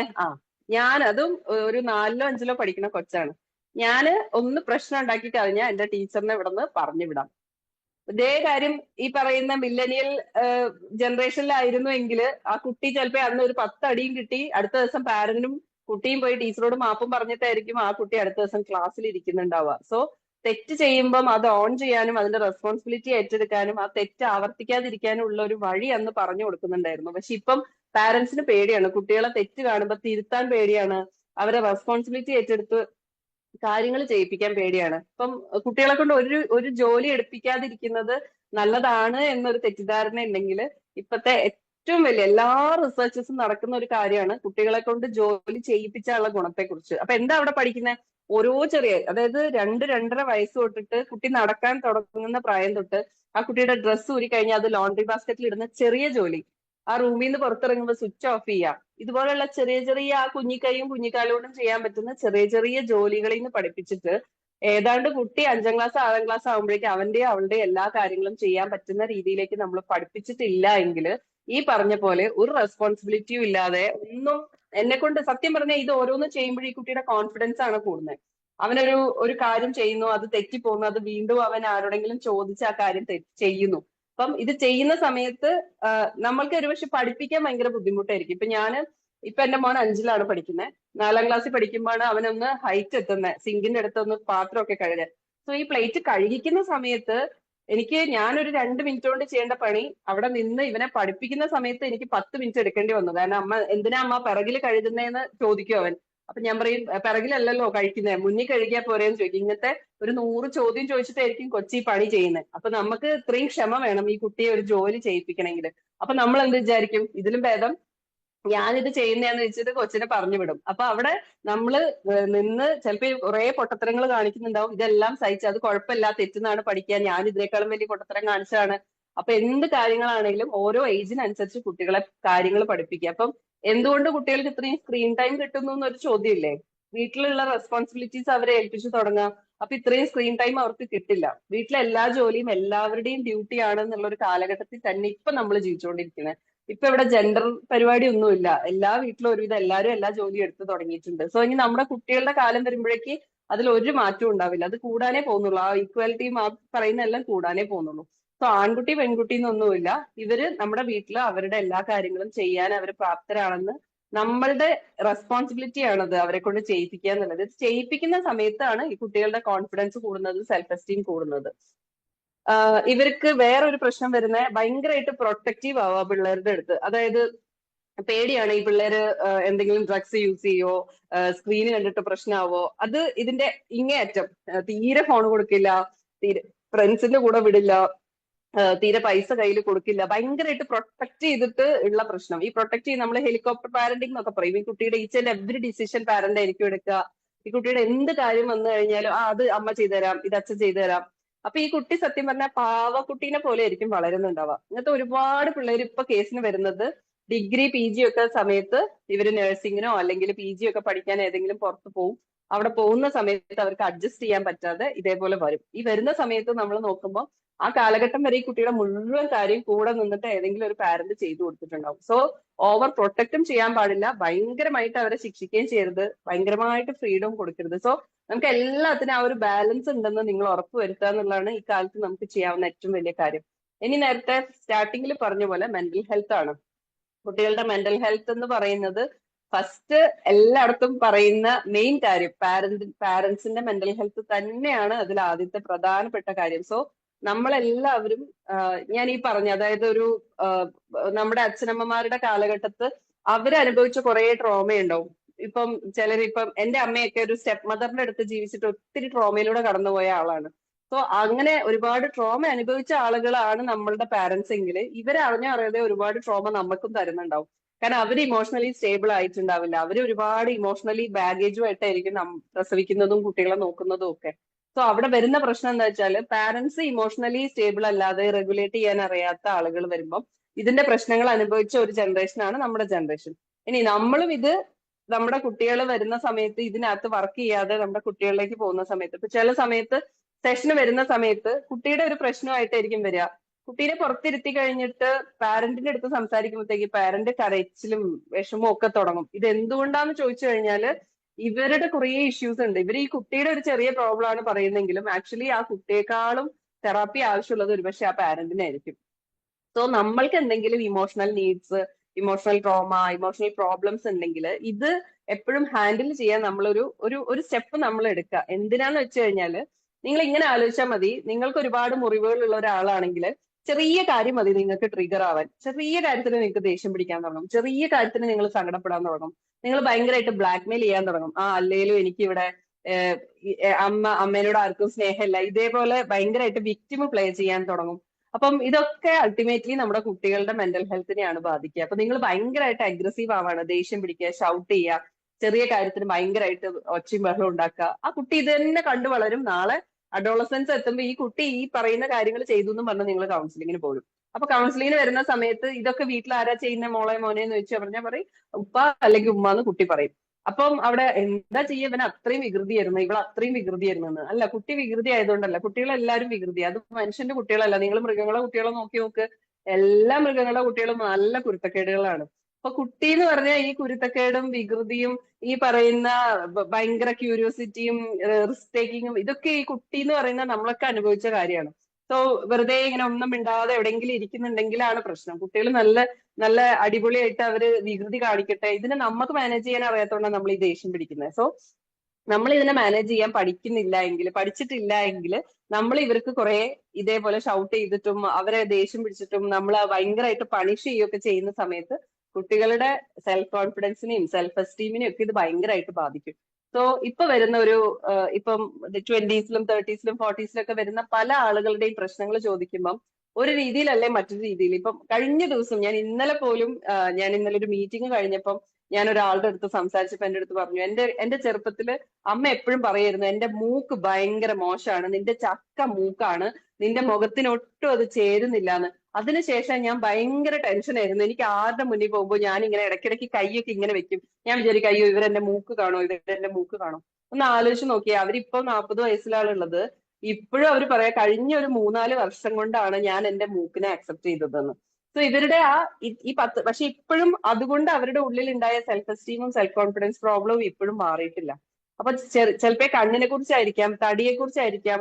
അവര് തന്നെ പറഞ്ഞു, എന്റെ കസിൻ ഉണ്ട്, അവളുടെ അമ്മ എപ്പോഴും പറയും, അവളോട് പറയും നിന്റെ മുഖം ഒരു ഭംഗിയില്ലാത്ത മുഖമാണ്, കുറെ നിറം ഉണ്ടെന്ന് വിചാരിച്ചിട്ട് എന്താ, ഫീച്ചേഴ്സ് ഒന്നും ഒരു രസം ഇല്ല എന്ന് പറയും.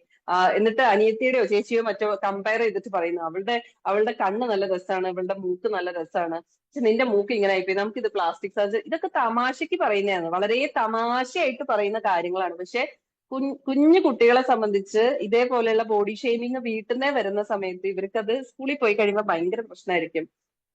ഒരു ക്ലയന്റ് പറഞ്ഞിരുന്നു, ആ കുട്ടി കുറച്ച് തടിച്ചിട്ടുമായിരുന്നു, ഒരു ബ്രൗണിഷ് കളറാണ്, ഭയങ്കര കറുത്തിട്ടൊന്നുമല്ല. അപ്പൊ ആ കുട്ടി പറഞ്ഞ ചെറുതായിരുന്ന സമയത്ത് സ്കൂളിലെ കുട്ടികൾ എപ്പോഴും തടിച്ച് കറുപ്പാണെന്ന് പറഞ്ഞ് എന്നെ ഭയങ്കരമായിട്ട് ഒറ്റപ്പെടുത്തിയിട്ടുണ്ട്. എനിക്ക് നല്ല സുഹൃത്തുക്കളേ ഇല്ല.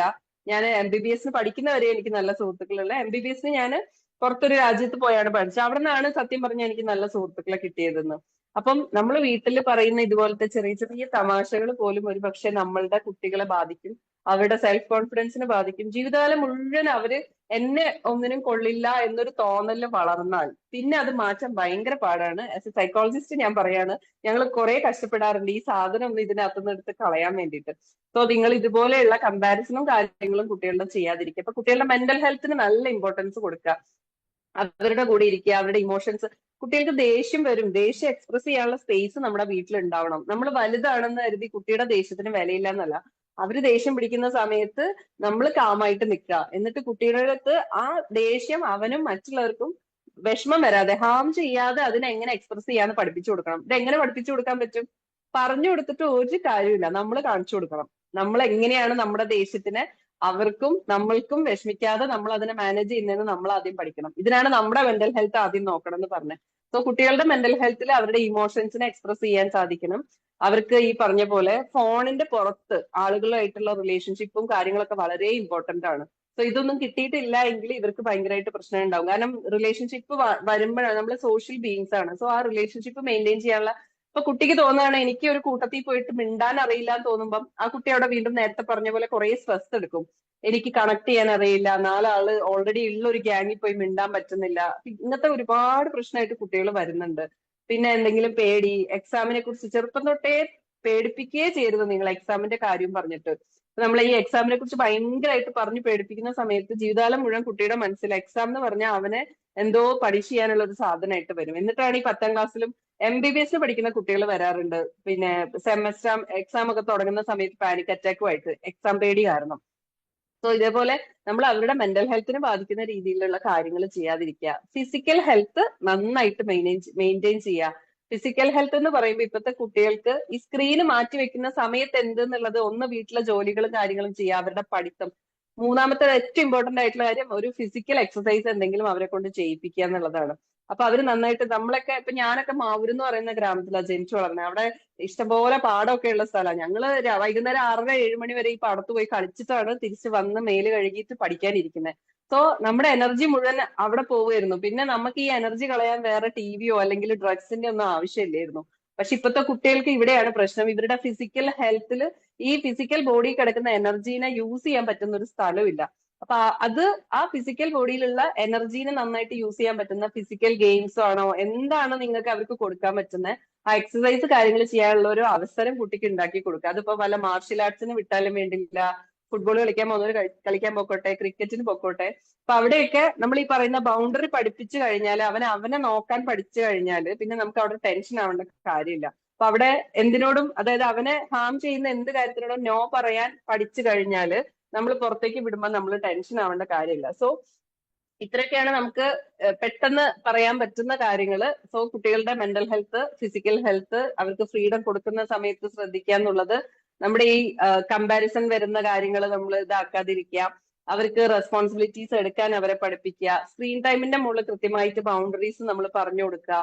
നമ്മളും അവരും തമ്മിൽ നല്ല റിലേഷൻഷിപ്പ് ക്രിയേറ്റ് ചെയ്യുക. വേറെ ഒന്ന് എപ്പോഴും പറയുന്ന കാര്യം, ഒരു കുട്ടിയോട് സ്നേഹം ഉണ്ടെങ്കിൽ ഒരു പാരന്റ്സിന് ചെയ്യാവുന്ന ഏറ്റവും ബെസ്റ്റ് കാര്യം ഈ പാരന്റ്സ് ഏറ്റവും സ്നേഹത്തോടെ കഴിയുക എന്നുള്ളതാണ്. അച്ഛനും അമ്മയും ഏറ്റവും സ്നേഹത്തോടെ കഴിഞ്ഞാൽ മതി, ആ കുട്ടി താനെ വളരെ സന്തോഷത്തോടെ ജീവിച്ചോളും. പക്ഷെ അച്ഛനമ്മമാര് തമ്മിൽ അവിടെ സ്ട്രെസ്, ഇവിടെ പാരന്റ്സ് എപ്പോഴും പറയുന്ന ഇക്കാര്യം കൂടെ പറഞ്ഞ് ഞാൻ നിർത്താം, എന്നിട്ട് നമുക്ക് ക്വസ്റ്റ്യൻസിലേക്ക് പോവാട്ടോ. അപ്പൊ ഈ പാരന്റ്സ് എപ്പോഴും പറയുന്ന ഒരു കാര്യമുണ്ട്, ഞങ്ങൾ പിള്ളേരുടെ മുന്നിൽ ഒരു പ്രശ്നവുമില്ല, ഞങ്ങൾ പിള്ളേരുടെ മുന്നിൽ ഞങ്ങൾ ദേഷ്യം പിടിക്കാറില്ല, വഴക്കുണ്ടാക്കാറില്ല, ഒക്കെ റൂമിനകത്ത് കയറിയിട്ടാണെന്ന് പറയും. ഒരു കാര്യമില്ല. നിങ്ങൾ റൂമിനകത്ത് കയറി നല്ല അടിയൊക്കെ ഉണ്ടാക്കിയിട്ട് പുറത്ത് വന്ന് മുഖം വീർപ്പിച്ച് 2 വഴിക്ക് പോകുമ്പം അവിടെ ഇരിക്കുന്ന കുട്ടികൾക്ക് ഇത് ഭംഗിയായിട്ട് മനസ്സിലാവും. ഈവൻ 2.5-3 വയസ്സുള്ള കുട്ടികൾ പോലും ഇത് പിക്കപ്പ് ചെയ്യും. അവർക്ക് അറിയാം അവിടെ എന്തോ സംഭവിക്കുന്നുണ്ട് എന്നുള്ളത്. സോ നമ്മൾ എന്ത് പറഞ്ഞിട്ടും കാര്യമില്ല, നമ്മുടെ കുട്ടികൾക്ക് ഇത് നന്നായിട്ട് അറിയാം. പക്ഷെ അവർ കോൺഷ്യസ്ലി ഇത് കാണിക്കില്ല. ചില സമയങ്ങളിൽ കുട്ടികളുടെ കേസ് വരുന്ന സമയത്ത് ഭയങ്കരമായിട്ട് കുട്ടികളുടെ പ്രശ്നം വരുന്നുണ്ടാവും. ഈ പ്രശ്നം വരുന്നതിന്റെ നമ്മളൊന്ന് ഹിസ്റ്ററി എടുക്കുമ്പോൾ മനസ്സിലാവും, ഈ പ്രശ്നങ്ങളൊക്കെ വരുന്നതിന്റെ തൊട്ട് മുന്നേ അച്ഛനമ്മമാര് തമ്മിൽ ഭയങ്കര അടിയുണ്ടായിരുന്നു. ഈ കുട്ടിയുടെ പ്രശ്നം വന്ന സമയത്ത് അച്ഛനമ്മമാർ അവരെ പ്രശ്നമൊക്കെ മറന്നിട്ട് ഇത് രണ്ടുപേരും അങ്ങോട്ടും ഇങ്ങോട്ടും ഇനി നമ്മൾ എന്ത് ചെയ്യും എന്ന് അറിയാത്ത അവസ്ഥയിൽ ഇരിക്കുകയാണ്. അപ്പൊ അവിടെ സംഭവിച്ചെന്താ വെച്ചാല് ഈ അച്ഛനമ്മമാരുടെ പ്രശ്നം നടക്കുന്ന കൂട്ടത്തിൽ കുട്ടി പ്രശ്നം തുടങ്ങി. കുട്ടിയുടെ പ്രശ്നം കൂടി കഴിഞ്ഞപ്പോ അവരുടെ പ്രശ്നം മറന്നിട്ട് ഇപ്പൊ അവര് 2 റൂമിൽ ഇരുന്ന് അവര് ഒരു റൂമിൽ കിടന്നുറങ്ങാൻ തുടങ്ങി. ആക്ച്വലി അൺകോൺഷ്യസ്ലി കുട്ടികൾ ഇങ്ങനത്തെ കുറെ കാര്യങ്ങളൊക്കെ കാണിക്കാറുണ്ട്. എപ്പോഴും ഇത് കുട്ടികളുടെ പ്രശ്നമാവണം എന്നില്ല. പാരന്റ്സിന്റെ പ്രശ്നം പിക്ക് ചെയ്തിട്ട് കുട്ടികൾ പ്രശ്നങ്ങൾ കാണിക്കാറുണ്ട്.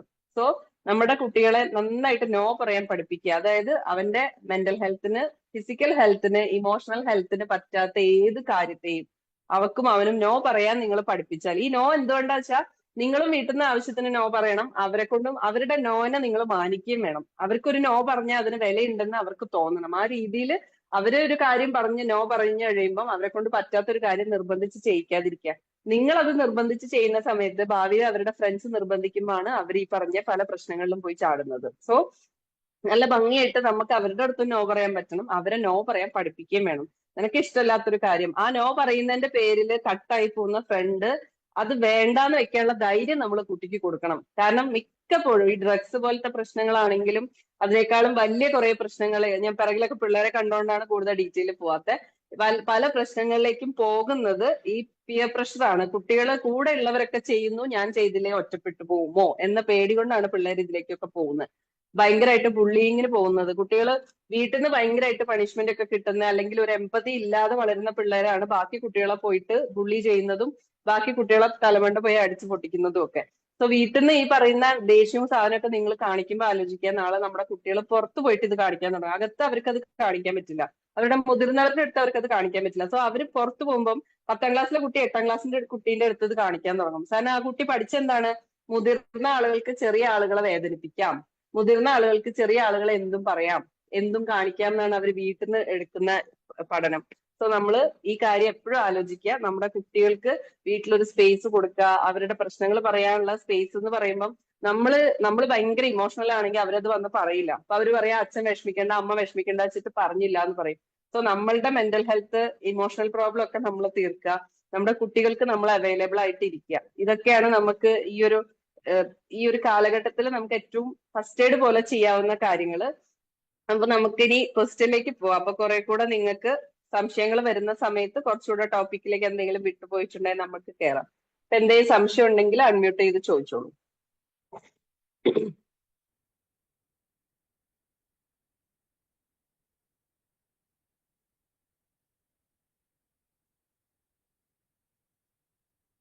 ആർക്കും സംശയമൊന്നുമില്ലേ? പേടിച്ചു പോയ ആൾക്കാരുണ്ടോ?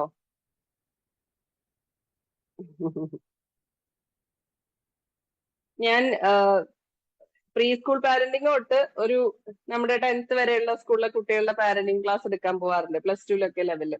എനിക്ക് ഇതിൽ ഏറ്റവും ഇഷ്ടപ്പെട്ടത് പ്രീ സ്കൂൾ പാരന്റിങ് ആണ്. എനിക്ക് തോന്നുന്നു ഈ ടീച്ചറമ്മ എന്ന് പറയുന്ന കൺസെപ്റ്റും കുറേം കൂടെ ഒക്കെ ചെറിയ കുട്ടികളുടെ അമ്മമാര് ഇതിലുണ്ടെങ്കിൽ നിങ്ങൾ മസ്റ്റായിട്ടും ഈ ഒരു കാര്യം എടുക്കാൻ ഇതാക്കുക. കാരണം എന്താ വെച്ചാല് നമ്മള് ശരിക്കും പറഞ്ഞാൽ നിങ്ങൾ ഈ ചെളി കുഴച്ചിട്ട് രൂപങ്ങളൊക്കെ ഉണ്ടാക്കുന്ന കണ്ടിട്ടില്ലേ? ക്ലേ വെച്ചിട്ട് ആർട്ട് ചെയ്യുന്ന കണ്ടിട്ടില്ലേ? അതേപോലെയാണ് നമ്മുടെ പിള്ളേര്. നമ്മുടെ കയ്യില് നല്ല നനവോട് കൂടി കിട്ടുമ്പോൾ നമുക്ക് ഇത് എങ്ങനെ വേണമെങ്കിലും മോൾഡ് ചെയ്തിട്ട് എടുക്കാം. ഈ മോൾഡ് ചെയ്ത് എടുത്തെടുത്ത് ഉറച്ചു വരുന്ന സമയമാണ് ഏകദേശം അഡോളസെൻസ് എന്ന് പറയുന്നത്. റസീനാജി തുടങ്ങി, കഴിയാറായി. അപ്പം ഈ ഒരു മോൾഡ് ചെയ്ത് വന്ന് ഇതങ്ങ് ഉറച്ചു നിൽക്കുന്ന സമയത്ത് ഏകദേശം അഡോളസെൻസ് ഒക്കെ ആവും. ആ സമയത്ത് പിന്നെ നമ്മൾ എന്ത് ചെയ്യുമ്പോഴും ഇത് ബ്രേക്ക് ചെയ്യാൻ തുടങ്ങും, പൊട്ടിപ്പോവാൻ തുടങ്ങും. പല അരികൊക്കെ പൊട്ടിപ്പോവും, ചെവിയൊക്കെ ഉണ്ടെങ്കിൽ അതൊക്കെ ഇങ്ങനെ തൊടുമ്പോഴേക്കും അത് പൊട്ടിപ്പോവും. സോ നമ്മള് ഒരു വലിയ പ്രായമായി കഴിഞ്ഞ് നമ്മള് കുട്ടികളെ പാരന്റിങ്ങിന് നമുക്ക് അവിടെ വല്ലാതെ നമുക്ക് ചെയ്യാനൊന്നും ഉണ്ടാവില്ല. അവിടെ നമുക്ക് അവർക്ക് നല്ലൊരു കമ്പാനിയൻ ആവാനൊക്കെ പറ്റുള്ളൂ ഒരു പ്രായം തൊട്ട്. പക്ഷെ കുഞ്ഞു ക്ലാസ്സിലെ കുട്ടികളാവുന്ന സമയത്ത് നമുക്ക് അവർ ഒരുപാട് കാര്യങ്ങൾ പഠിപ്പിക്കാനുണ്ട്. നിങ്ങൾ എന്നെ സംശയം ഉണ്ട് അതിനിടെ വന്നോട്ടോ, നിങ്ങൾ ചോദിക്കാത്തതുകൊണ്ടാണ് ഞാൻ കണ്ടിന്യൂ ചെയ്യുന്നത്. സോ ചെറിയ കുട്ടികളാവുന്ന സമയത്ത് നമുക്ക് പഠിപ്പിക്കാവുന്ന കാര്യങ്ങളാണ് ഈ പറഞ്ഞ പോലെ അവർക്ക് ഒരു ഓർഡർ പഠിപ്പിച്ചു കൊടുക്കുക. ഇപ്പൊ പഠിക്കേണ്ട സമയത്ത് കൃത്യസമയത്ത് ഇരുന്ന് പഠിക്കുക, ഒരു കൃത്യസമയം അവർക്ക് പഠിക്കാനൊക്കെ ഉണ്ടാക്കി കൊടുക്കുക. ഇതൊക്കെ നമുക്ക് ചെയ്തു കൊടുക്കാവുന്ന കാര്യങ്ങളാണ് as A parents. So pre school parenting എന്ന് പറയുന്നത് നമ്മൾ ആ സ്കൂളിലേക്ക് പോകുന്ന കാലഘട്ടം, ഒരു 3-4 വയസ്സ് വിട്ടിട്ട് ഒരു 6-7 വയസ്സ് വരെ നമുക്ക് ആ ഒരു കുറേ കാര്യങ്ങൾ നമുക്ക് കുട്ടികളെ പഠിപ്പിക്കാനുണ്ട്, നമ്മളും കുറേ പഠിക്കാനുണ്ട്. അപ്പൊ ആസ് എ പാരന്റ് എപ്പോഴും ആലോചിക്കുക, നമ്മളെ കുട്ടിയുടെ പ്രായം 1-ഉം നമ്മുടെ പ്രായം 25-ഉം പറയുമ്പം നമ്മൾ ആസ് എ മദർ നമുക്ക് 1 വയസ്സായിട്ടേ ഉള്ളൂ എന്ന് ആലോചിക്കുക. ഈ ഒരു ആലോചന വരുന്ന സമയത്ത് നമുക്ക് മനസ്സിലാവും നമുക്ക് കുറെ പഠിക്കാനുണ്ട്, നമുക്ക് കുറെ ചേഞ്ച് ചെയ്യാനുണ്ടെന്ന്. ഞാനൊരു സൈക്കോളജിസ്റ്റ് ആയിട്ടാണ് അതായത് സൈക്കോളജി പഠിച്ചതിന് ശേഷമാണ് ഞാനൊരു അമ്മയായിട്ടുള്ളത്. പക്ഷെ അതിനുശേഷം ആയിട്ട് പോലും, സൈക്കോളജി പഠിച്ചുകൊണ്ടിരുന്നിട്ട് പോലും ഞാൻ എന്റെ പാരന്റിങ്ങിൽ ഒരുപാട് മണ്ടത്തരങ്ങൾ കാണിച്ചിട്ടുണ്ട്. പക്ഷെ അതിൽ നിന്ന് ഞാൻ കുറെ പഠിച്ചിട്ടുണ്ട്. അപ്പൊ നമ്മൾ ആസ് എ പാരന്റ് നമ്മൾ കുറെ കാര്യങ്ങൾ പഠിക്കും. എന്താ ക്വസ്റ്റ്യൻ? സിബ്ലിംഗ് റൈവൽറി എങ്ങനെ കുറയ്ക്കാം എന്നാണ് റോസ്ലിൻ ചോദിക്കുന്നത്. ഓക്കെ, ഇപ്പം നമ്മൾ സത്യം പറഞ്ഞാൽ സഹോദരങ്ങൾ നല്ല അടിയിടുന്നത് നല്ലതാന്നാ പറയാ. എന്തുകൊണ്ടാന്ന് ചോദിച്ചു കഴിഞ്ഞാല് നാളെ സ്കൂളിൽ പോയിട്ടും പുറം ലോകത്ത് പോയിട്ടും ഇവരുടെ അടുത്ത് ആരെങ്കിലൊക്കെ അടി കൂടി കഴിഞ്ഞാല് ഇവന് വീട്ടിൽ നിന്ന് ഇതിനേക്കാളും വലിയ അടി മാനേജ് ചെയ്ത് പരിചയമുള്ളവരാണെങ്കിൽ ഒരു കണക്കിന് അത് നല്ലതാണ്. അവിടെ നമുക്ക് ശ്രദ്ധിക്കാവുന്ന കാര്യങ്ങൾ കുറച്ചുള്ളത്, ഒന്ന് പാരന്റ്സിന്റെ ഇഷ്ടക്കേട്, ഇതിനകത്തൊക്കെ അവർക്ക് കൺഫ്യൂഷൻ ഉണ്ടെങ്കിൽ നിങ്ങൾ അത് തീർത്തു കൊടുക്കുക. ഇപ്പം ഇവർക്ക് ശരീരത്തിൽ വേദനയാവുന്നുണ്ടെങ്കിൽ അതിന് കറക്റ്റ് ബൗണ്ടറി കീപ്പ് ചെയ്യുക, ബൗണ്ടറി സെറ്റ് ചെയ്യുക. നിങ്ങൾക്ക് അങ്ങോട്ടും ഇങ്ങോട്ടും സംസാരിച്ച് പ്രശ്നങ്ങൾ തീർക്കാം, കയ്യാങ്കളി പറ്റില്ല എന്ന് പറയുന്ന കാര്യങ്ങൾ. സോ ഇതേപോലെയുള്ള ബൗണ്ടറീസ് നിങ്ങൾ സെറ്റ് ചെയ്യുക. അത് വീട്ടിലെ റൂളായിട്ട് നിങ്ങൾ സെറ്റ് ചെയ്ത് കൊടുക്കുക. അതിനകത്തിരുന്നിട്ട് അവർക്ക് എന്താ വഴക്കുണ്ടാക്കിക്കോട്ടെ, ഒരു കുഴപ്പമില്ല. ഇവര് വഴക്കിട്ട് വരുന്ന സമയത്ത് വഴക്കിടുമ്പോഴേക്ക് നിങ്ങൾ പോയി തീർത്തു കൊടുക്കാൻ നിൽക്കരുത്. അവരോട് പറയാ ഇത് നിങ്ങളുടെ പ്രശ്നമാണ്, നിങ്ങൾ മാനേജ് ചെയ്യാന്ന് പറയാ. നിങ്ങളുടെ ഒരു കണ്ണ് അവിടെ ഉണ്ടായാൽ മതി. അപ്പം ഇവരെന്താണ് ചെയ്യുന്നത്, എങ്ങനെയാണ് അതിനെ മാനേജ് ചെയ്യുന്നത് നിങ്ങൾക്ക് അറിയാം. ഇപ്പം അവർ മാനേജ് ചെയ്യുന്നതിൽ എന്തെങ്കിലും പ്രശ്നം ഉണ്ടെങ്കിൽ നിങ്ങൾക്ക് ഹെൽപ്പ് ചെയ്ത് കൊടുക്കാം, പ്രശ്നമില്ല. പക്ഷെ എല്ലാത്തിലും കയറി നമ്മൾ ഇടപെടേണ്ട കാര്യമില്ല. ചെറുതായിട്ട് കുട്ടികൾ നല്ല വഴക്കൊക്കെ ഉണ്ടാക്കുന്നത് നല്ലതാണെന്നാണ് നമ്മൾ പറയാ. അതുകൊണ്ട് അവർക്ക് കുറെ കാര്യങ്ങൾ അവർ പഠിക്കും. കാരണം തോറ്റു കൊടുക്കാൻ പഠിക്കും. ഒരാള് ചിലപ്പോ എപ്പോഴും ഒരാൾ തന്നെ ആയിരിക്കില്ല ജയിക്കുന്നുണ്ടാവുക. ചിലപ്പോ ഒരാൾ തന്നെയാണ് എപ്പോഴും ജയിക്കുന്നതെങ്കിൽ അവിടെയൊക്കെയാണ് നിങ്ങൾക്ക് എന്തെങ്കിലും ഹെൽപ്പ് ചെയ്ത് കൊടുക്കാൻ പറ്റുന്നത്. അപ്പോഴും തോറ്റു കഴിഞ്ഞാലും പിറ്റേ ദിവസം ചേട്ടന്റെ അടുത്ത് അല്ലെ അനിയന്റെ അടുത്ത് പിന്നെയും പോയി വഴക്കുണ്ടാക്കാൻ അവനൊരു മടിയും ഉണ്ടാവില്ല. അപ്പൊ അവിടെ റെസിലിയൻസ് എന്ന് പറയുന്ന കാര്യം കുട്ടികൾ പഠിക്കുന്നുണ്ടാവും. ഒരു കോൺഫ്ലിക്റ്റ് വന്നാൽ അതിനെ എങ്ങനെ മാനേജ് ചെയ്യണമെന്ന്. അവിടെ വേറെ ഒരു കാര്യം ശ്രദ്ധിക്കേണ്ടത്, എനിക്ക് വന്ന ഒരു കേസില് ചേട്ടൻ ഡിഗ്രിക്ക് പഠിക്കുന്നു, മകള് 10ാം ക്ലാസ്സിൽ പഠിക്കുന്നു, അനിയത്തി. ആ സമയത്ത് ഈ കുട്ടികൾ തമ്മിൽ കഴിഞ്ഞ 5 വർഷമായിട്ട് ഈ പിള്ളേർ തമ്മിൽ മിണ്ടുന്നില്ല എന്ന് പറഞ്ഞു. അപ്പൊ പാരന്റ്സ് വളരെ സിമ്പിൾ ആയിട്ടാ പറയുന്നത്, എന്ത് പറയാനാ മാം, അവർ 5 വർഷമായിട്ട് തമ്മിൽ മിണ്ടുന്നില്ല എന്ന്. ഇത് ഒരിക്കലും നമ്മുടെ വീട്ടില് ആക്സെപ്റ്റ് ചെയ്ത് കൊടുക്കരുത്. കുട്ടികൾ തമ്മിൽ ഒരു ദിവസത്തിൽ കൂടുതൽ വഴക്കിടുന്നു എന്ന് നിങ്ങൾ കണ്ടു കഴിഞ്ഞാൽ അതിലിരുന്ന്, കാരണം മിക്കവാറും വീട്ടിൽ അച്ഛനും അമ്മയും തമ്മിൽ മാസങ്ങളായിട്ട് പിണങ്ങി നിൽക്കുന്ന ആൾക്കാരായിരിക്കും. അപ്പൊ പിന്നെ നിങ്ങളും എന്തെങ്കിലും പറയാൻ പോയി കഴിഞ്ഞാൽ കുട്ടി ചോദിക്കും അമ്മയും അച്ഛനും വേണ്ടിയിട്ട് എത്ര ദിവസമായി എന്ന് ചോദിക്കുന്നുണ്ടെങ്കിൽ ആദ്യം നിങ്ങളുടെ പ്രശ്നം തീർക്കുക, എന്നിട്ട് പോയിട്ട് കുട്ടിയുടെ പ്രശ്നങ്ങൾ തീർത്തു കൊടുക്കുക. അപ്പൊ ഇതേപോലെ പിണങ്ങി നിൽക്കുന്നത്, ഇപ്പൊ നമ്മൾ സൈലന്റ് ട്രീറ്റ്മെന്റ് എന്ന് പറയും. രണ്ടുപേരും വഴക്കുണ്ടായി കഴിഞ്ഞാല് ഒരാൾ അങ്ങ് ബാക്ക് ഓഫ് ചെയ്തിട്ട് പിന്നെ ഒന്നും മിണ്ടില്ല. സൈലന്റ് ട്രീറ്റ്മെന്റ് എന്നാ പറയാം. നമ്മൾ ഈ വെർബൽ അബ്യൂസ് പോലെ തന്നെ പ്രശ്നമുള്ള ഒരു സാധനം അത്. ഒന്നും മിണ്ടാതെ അപ്പൊ പറയും ഞാനൊന്നും മിണ്ടൂല അതുകൊണ്ട് പ്രശ്നങ്ങളൊന്നുമില്ല എന്ന്. അത് അതിനേക്കാളും വലിയ പ്രശ്നം. അപ്പൊ ഈ സൈലന്റ് ട്രീറ്റ്മെന്റ് കുട്ടികളും കണ്ടു പഠിക്കാൻ തുടങ്ങും. അവരും നിങ്ങളെടുത്ത് മിണ്ടാതിരിക്കുന്ന കാര്യങ്ങൾ ചെയ്യാൻ തുടങ്ങും. സോ ഇങ്ങനത്തെ കാര്യങ്ങളൊക്കെ നിങ്ങൾ ശ്രദ്ധിച്ചിതാക്കി കൊടുക്കുക. അല്ലാതെ അതിൽ ഒന്നും ടെൻഷൻ ആവേണ്ട കാര്യമില്ല. ഒന്നും ഈ പറഞ്ഞ പോലെ അതിര് വിട്ട് പോവാതിരിക്കാൻ നിങ്ങളുടെ ഒരു കണ്ണുണ്ടാവുക. അതിന് നിങ്ങൾ കുറച്ച് റൂൾസ് സെറ്റ് ചെയ്ത് കൊടുക്കുക. അത്രേ ഉള്ളൂ. വേറെ എന്താണ് ചോദ്യം വന്നേ? അടുത്ത ഒരാൾ ചോദിച്ചിരിക്കുന്നത്, 5ാം ക്ലാസ്സിലാണ് മോൻ പഠിക്കുന്നത്, സ്കൂളിൽ പോവാൻ ഭയങ്കര മടിയാണ്. ഇപ്പം സ്കൂളിനേക്കാളും ഏറ്റവും അടിപൊളി സ്ഥലം വീടാണെങ്കിൽ ചിലപ്പോൾ വീട്ടിൽ നിന്ന് സ്കൂളിൽ പോകാൻ മടിയൊക്കെ ഉണ്ടാവും. സ്റ്റാർട്ടിങ്ങിൽ കുറച്ചു കാലം ഇതൊക്കെ ചാൻസ് കൂടുതലുള്ളതാണ്. ഇപ്പൊ ഞാൻ എപ്പോഴും പറയാറ്, ഒരു 2.5-3 വയസ്സാവുമ്പോഴേക്ക് കുട്ടികളെ നല്ല പ്ലേ സ്കൂളിലൊക്കെ വിട്ടു തുടങ്ങാം. അപ്പൊ എന്താ വെച്ചാൽ പ്ലേ സ്കൂളിൽ പോകുമ്പോഴുള്ള ഗുണം എന്താ വെച്ചാല് അവിടെ പോയിട്ട് വല്ലാതെ പഠിക്കാനൊന്നും ഉണ്ടാവില്ല. അപ്പൊ ഇവർക്ക് ഒരു ഓർമ്മ വെക്കുന്ന കാലം തൊട്ടേ ഇവർക്ക് രാവിലെ എഴുന്നേറ്റ് ഒരുങ്ങി പിടിച്ച് പോകുന്ന ഒരു ശീലാവും. അപ്പൊ പോയി കഴിഞ്ഞ് അവിടെ എന്നതായി അപ്പൊ ഇവർക്ക് അറിയാം ഇങ്ങനെ പോകേണ്ടതാണ്. നമ്മൾ പെട്ടെന്ന് ഫസ്റ്റ് സ്റ്റാൻഡേർഡിലേക്കൊക്കെ കൊണ്ടുപോയി ചേർത്തുന്ന സമയത്ത്, അല്ലെങ്കിൽ LKG കൊണ്ടുപോയി ചേർത്തുന്ന സമയത്ത് അവിടെ ആദ്യത്തെ ദിവസം തന്നെ ABCD എഴുതാൻ തുടങ്ങും. പിറ്റേ ദിവസം മോനെ എഴുതിയിട്ടില്ല ടീച്ചർ വഴക്ക് പറയും. അപ്പൊ നിങ്ങൾ ഒരിക്കലും സ്കൂൾ എന്ന് പറയുന്ന അവനെ പേടിപ്പിക്കുന്ന ഒരു സ്ഥലമായിട്ട് കുട്ടീനെ പറഞ്ഞ് പേടിപ്പിക്കാതിരിക്കും. എനിക്കറിയാം LKG പഠിക്കുന്ന മോള് കഴിഞ്ഞ ദിവസം എക്സാം എന്നും പറഞ്ഞ് കരഞ്ഞു വിളിച്ചിട്ട് എന്റെ ഒരു ഫ്രണ്ട് എന്നെ വിളിച്ചായിരുന്നു. ഞാൻ ചോദിച്ചു ഈ LKG പഠിക്കുന്ന കുട്ടിക്ക് എങ്ങനെ ഇത്ര പേടിയോ? അപ്പൊ പറഞ്ഞാൽ അവള് ജോലിക്ക് പോണെയാണ്, അവളുടെ അച്ഛമ്മ എല്ലാ ദിവസവും അവളെ പേടിപ്പിക്കുന്നു, നീ പഠിച്ചിട്ടില്ല നീ തോറ്റുപോകും, തോറ്റുപോയി കഴിഞ്ഞാൽ അപ്പുറത്തെ വീട്ടിലെ നമ്മുടെ മറ്റേ സുമതി ചേച്ചീനെ പോലെ വീട്ടുജോലിക്ക് പോണ്ടി വരും എന്നൊക്കെ പറഞ്ഞ് ഈ കൊച്ചിനെ പേടിപ്പിക്കുന്നു. അപ്പം ഒരു LKG പഠിക്കുന്ന കുട്ടിക്കും സ്കൂൾ എന്ന് പറയുന്ന പേടിയാണ്, പഠനം എന്ന് പറയുന്ന പേടിയാണ്. സോ ഒരു ഭാഗത്ത് നമ്മള് സ്കൂൾ എന്ന് പറയുന്നതുകൊണ്ടുള്ള ഗുണങ്ങൾ എന്തൊക്കെയാണ്, അവർക്ക് അവിടെ എന്താ പോയി കഴിഞ്ഞാൽ സന്തോഷം, അവളുടെ ഫ്രണ്ട്സ്, അങ്ങനത്തെ കാര്യങ്ങളെ കുറിച്ചിട്ട് ഓർമ്മപ്പെടുത്തുക. 2, ഈ മടിയുടെ കാരണം കുട്ടിയോട് തന്നെ ചോദിക്കുക. വെറുതെ മടിയാണെങ്കിൽ നമുക്ക് ഒന്നുമില്ല, പോയി ശീലമായി കഴിയുമ്പോൾ മാറിക്കോളും. അല്ലാതെ എന്താ റീസൺ ഉണ്ടോ എന്ന് ചോദിക്കുക. പെട്ടെന്നാണ് മടി കാണിക്കുന്നെങ്കിൽ എന്തെങ്കിലും പ്രശ്നം ഉണ്ടോ എന്ന് അന്വേഷിക്കുക. ഇപ്പൊ ഏതെങ്കിലും ഒരു ടീച്ചർ വല്ലാതെ വഴക്ക് പറഞ്ഞതിന്റെ പേരില്, അല്ലെങ്കിൽ ഏതെങ്കിലും കുട്ടികളെ അബ്യൂസ് ചെയ്യുന്നുണ്ടെങ്കിലൊക്കെ ചിലപ്പോ കുട്ടികൾ ഈ മടി കാണിക്കും. അപ്പൊ കാര്യം എന്താന്ന് കറക്റ്റ് കുട്ടിയുടെ അടുത്ത് ചോദിക്കുക. വെറുതെ ഒരു കാര്യമില്ലാതെ മടിയാണെങ്കിൽ മാഡം പറഞ്ഞോളൂ. മാം മോൻ എനിക്കൊരു പറയുന്നത് ക്വസ്റ്റ്യൻ അവിടെ ഉണ്ടായിരുന്നു. കുറെ സമയം ഇരിക്കണ്ടെന്ന് അവൻ പറയുന്നത്. ആ കുട്ടി ഫോൺ യൂസ് ചെയ്യുന്ന ആളാണോ? ഫോൺ അത്യാവശ്യം യൂസ് ചെയ്യുന്നുണ്ട്. അത്രേ ഉള്ളൂ. കാരണം ഈ ഫോൺ അത്യാവശ്യം യൂസ് ചെയ്യുമ്പോ എന്താ സംഭവിക്കുന്നത്, വീട്ടിലിരുന്ന് ഫോൺ അത്യാവശ്യം യൂസ് ചെയ്യുന്ന കുട്ടി, നേരത്തെ പറഞ്ഞ ഞാൻ ഈ പറഞ്ഞ കാര്യമാണ്, അവിടെ പോയിട്ട് അത്രയും നേരം ഇരിക്കുക എന്ന് പറയുന്നതാണ് അവന് ഏറ്റവും ബുദ്ധിമുട്ടുള്ള കാര്യം. സോ അത് നമുക്ക് വേറെ വഴിയൊന്നുമില്ല. മോന്റെ ഫോൺ യൂസേജിന്റെ കാര്യമൊക്കെ ഒന്ന് കുറച്ച് കൊണ്ടുവരിക. ഈ ഇരുന്നിരുന്ന് മോൻ ഇത് പഠിക്കാനുണ്ട് എന്നൊരു കാര്യം അവനെ പറഞ്ഞ് മനസ്സിലാക്കി കൊടുക്കുക. അതല്ലാതെ നമുക്ക് വേറൊരു വഴിയുമില്ല. ഈ കുട്ടി ഈ പെയിൻ എടുത്തേ പറ്റുള്ളൂ. കുട്ടികൾ ഈ പെയിൻ എടുത്തിട്ടില്ലെങ്കിൽ നാളെ ഇതിനേക്കാളും വലിയ പെയിൻ വരുമ്പോ അവർക്ക് അത് പറ്റില്ല. അവർക്ക് ടോളറൻസ് ലെവൽ ഭയങ്കര കുറവാണ് നമ്മുടെ പിള്ളേർക്ക്, അല്ലെ? ചെറിയ പിള്ളേർക്ക് ഇപ്പം ഒന്നും സഹിക്കാൻ വയ്യ, ചെറിയ പ്രശ്നം പോലും സഹിക്കാൻ വയ്യ, ചെറിയ ഇറിറ്റേഷൻ പോലും സഹിക്കാൻ വയ്യ, ചെറിയ പെയിന് പോലും എടുക്കാൻ വയ്യ. അപ്പൊ എന്താ വെച്ചാൽ ടോളറേറ്റ് ചെയ്ത് ശീലം ഇല്ലാത്തതുകൊണ്ടാണ്. അപ്പൊ മോൻ ഇങ്ങനെ ഇരുന്നാണ് പഠിക്കുക. ഇപ്പൊ മോൻ ഇത്ര സമയം ഇരിക്കും, കുറച്ച് കഴിയുമ്പോൾ രാവിലെ തൊട്ട് വൈകുന്നേരം വരെ ഇരിക്കാൻ പഠിക്കും. അപ്പം മോൻ പഠിച്ചോളും. ഇപ്പൊ നമുക്ക് വേറെ വഴിയൊന്നും ഇല്ല, നമുക്ക് പഠിക്കേ രക്ഷയുള്ളൂ, സ്കൂളിൽ പോവേ രക്ഷയുള്ളൂ എന്നുള്ളത് ഇതാക്കുക. ഫോൺ യൂസേജ് കൂടുമ്പം സ്കൂളിൽ പോക്ക് മാത്രമല്ല പഠിക്കാനൊക്കെ ഇൻട്രസ്റ്റ് കുറയും. കാരണം ബ്രെയിനിന് അവിടെ ഏറ്റവും ഇൻട്രസ്റ്റ് ഉള്ള കാര്യം, നമ്മൾ ഞാൻ എപ്പോഴും പറയാറുള്ള ഉദാഹരണമാണ്. നല്ല ബുഫേ 4 നേരം ബുഫേയിൽ പോയിട്ട് ഇഷ്ടമുള്ള ഭക്ഷണവും ഐസ്ക്രീമും എല്ലാം കഴിച്ച കുട്ടിക്ക് പെട്ടെന്ന് ഉപ്പില്ലാത്ത കഞ്ഞി കൊടുക്കണ പോലെയാണ് സ്ക്രീനിന്റെ അകത്തുനിന്ന് പഠിക്കാനിരിക്കുന്നത്. അവിടെ അവർക്ക് അറിയാം ഇതിപ്പോ പഠിച്ചിട്ട് ഒരു ഗുണവും ഇല്ലാന്ന്. ഏതോ കാലത്ത് ജോലി കിട്ടാൻ വേണ്ടിയിട്ടാണ് കുട്ടികൾ ഇപ്പൊ പഠിച്ചുകൊണ്ടിരിക്കുന്നത്. അപ്പൊ അതിനായിരിക്കരുത് കുട്ടി പഠിക്കുന്നത്. അത് മാത്രല്ല അവന് രാവിലെ പോകുമ്പോൾ ഭയങ്കര പ്രശ്നങ്ങളാണ്. ബാക്കി രണ്ടും ചെറിയ കുട്ടികളായിട്ട് ഭയങ്കര അടിയും ഉം പ്രശ്നമാണ്. ഉം എല്ലാം കൊണ്ട് നിങ്ങളത് മാനേജ് ചെയ്യാൻ പറ്റുന്നില്ല എങ്കിൽ നിങ്ങൾ പ്രൊഫഷണലി ഹെൽപ്പ് എടുക്കുന്നത് നല്ലതായിരിക്കും. ഈ പറഞ്ഞ കാര്യങ്ങളൊക്കെ നിങ്ങൾ നോക്കൂ. ഫോൺ യൂസേജ് കുറയുമ്പോ തന്നെ പകുതി പ്രശ്നം തീരും. കാരണം സ്കൂളിൽ 5 വയസ്സെന്നാണോ 5ാം ക്ലാസ് എന്നായിരുന്നോ പറഞ്ഞേ? 5ാം ക്ലാസ് ഓക്കെ, 5th 5ാം സ്റ്റാൻഡേർഡ്. ക്ലാസ്സിൽ എന്ന് പറയുമ്പോൾ 5th സ്റ്റാൻഡേർഡ്. അപ്പൊ ഇപ്പോഴും മടിയാണ് സ്കൂളിൽ പോവാന്ന് പറഞ്ഞു കഴിഞ്ഞാൽ പഠിത്തത്തിൽ എന്തെങ്കിലും ബുദ്ധിമുട്ടുണ്ടോ എന്ന് നോക്കിയിട്ടുണ്ടായിരുന്നോ? പഠന പ്രശ്നങ്ങളൊന്നും ഇല്ലല്ലോ അല്ലേ? സ്കൂളിൽ പോവാൻ റസീന ആയിരുന്നല്ലേ ചോദിച്ചേ? പഠന പ്രശ്നങ്ങളൊക്കെ എന്തെങ്കിലും ഉണ്ടോന്നും കൂടെ ചെക്ക് ചെയ്യണേ. ചിലപ്പോ പഠിക്കാൻ ബുദ്ധിമുട്ട് വരുമ്പോഴും കുട്ടികൾക്ക് ഈ മടി വരാറുണ്ട്. അപ്പൊ അത് ബേസ് ഒട്ടുമില്ല. ബേസ് എന്താ? നല്ല ബുദ്ധിമുട്ടുണ്ട്. ബേസ് ഒട്ടുമില്ല. അതിന്റെ ബുദ്ധിമുട്ട് നല്ലപോലെ ഉണ്ട്. അപ്പൊ നിങ്ങൾ ഈ വെക്കേഷനിൽ അവന്റെ ബേസ് നേരെയാക്കുന്ന ഉറപ്പിക്കുക, അതിനുള്ള പണിയെടുക്കുക. കാരണം ഈ 5ാം ക്ലാസ്സിൽ എത്തിയിട്ട് ബേസ് ഇല്ല എന്ന് പറഞ്ഞാൽ 6ാം ക്ലാസ് ഇതിനേക്കാളും ഇരട്ടി അവന് പ്രശ്നമാവും.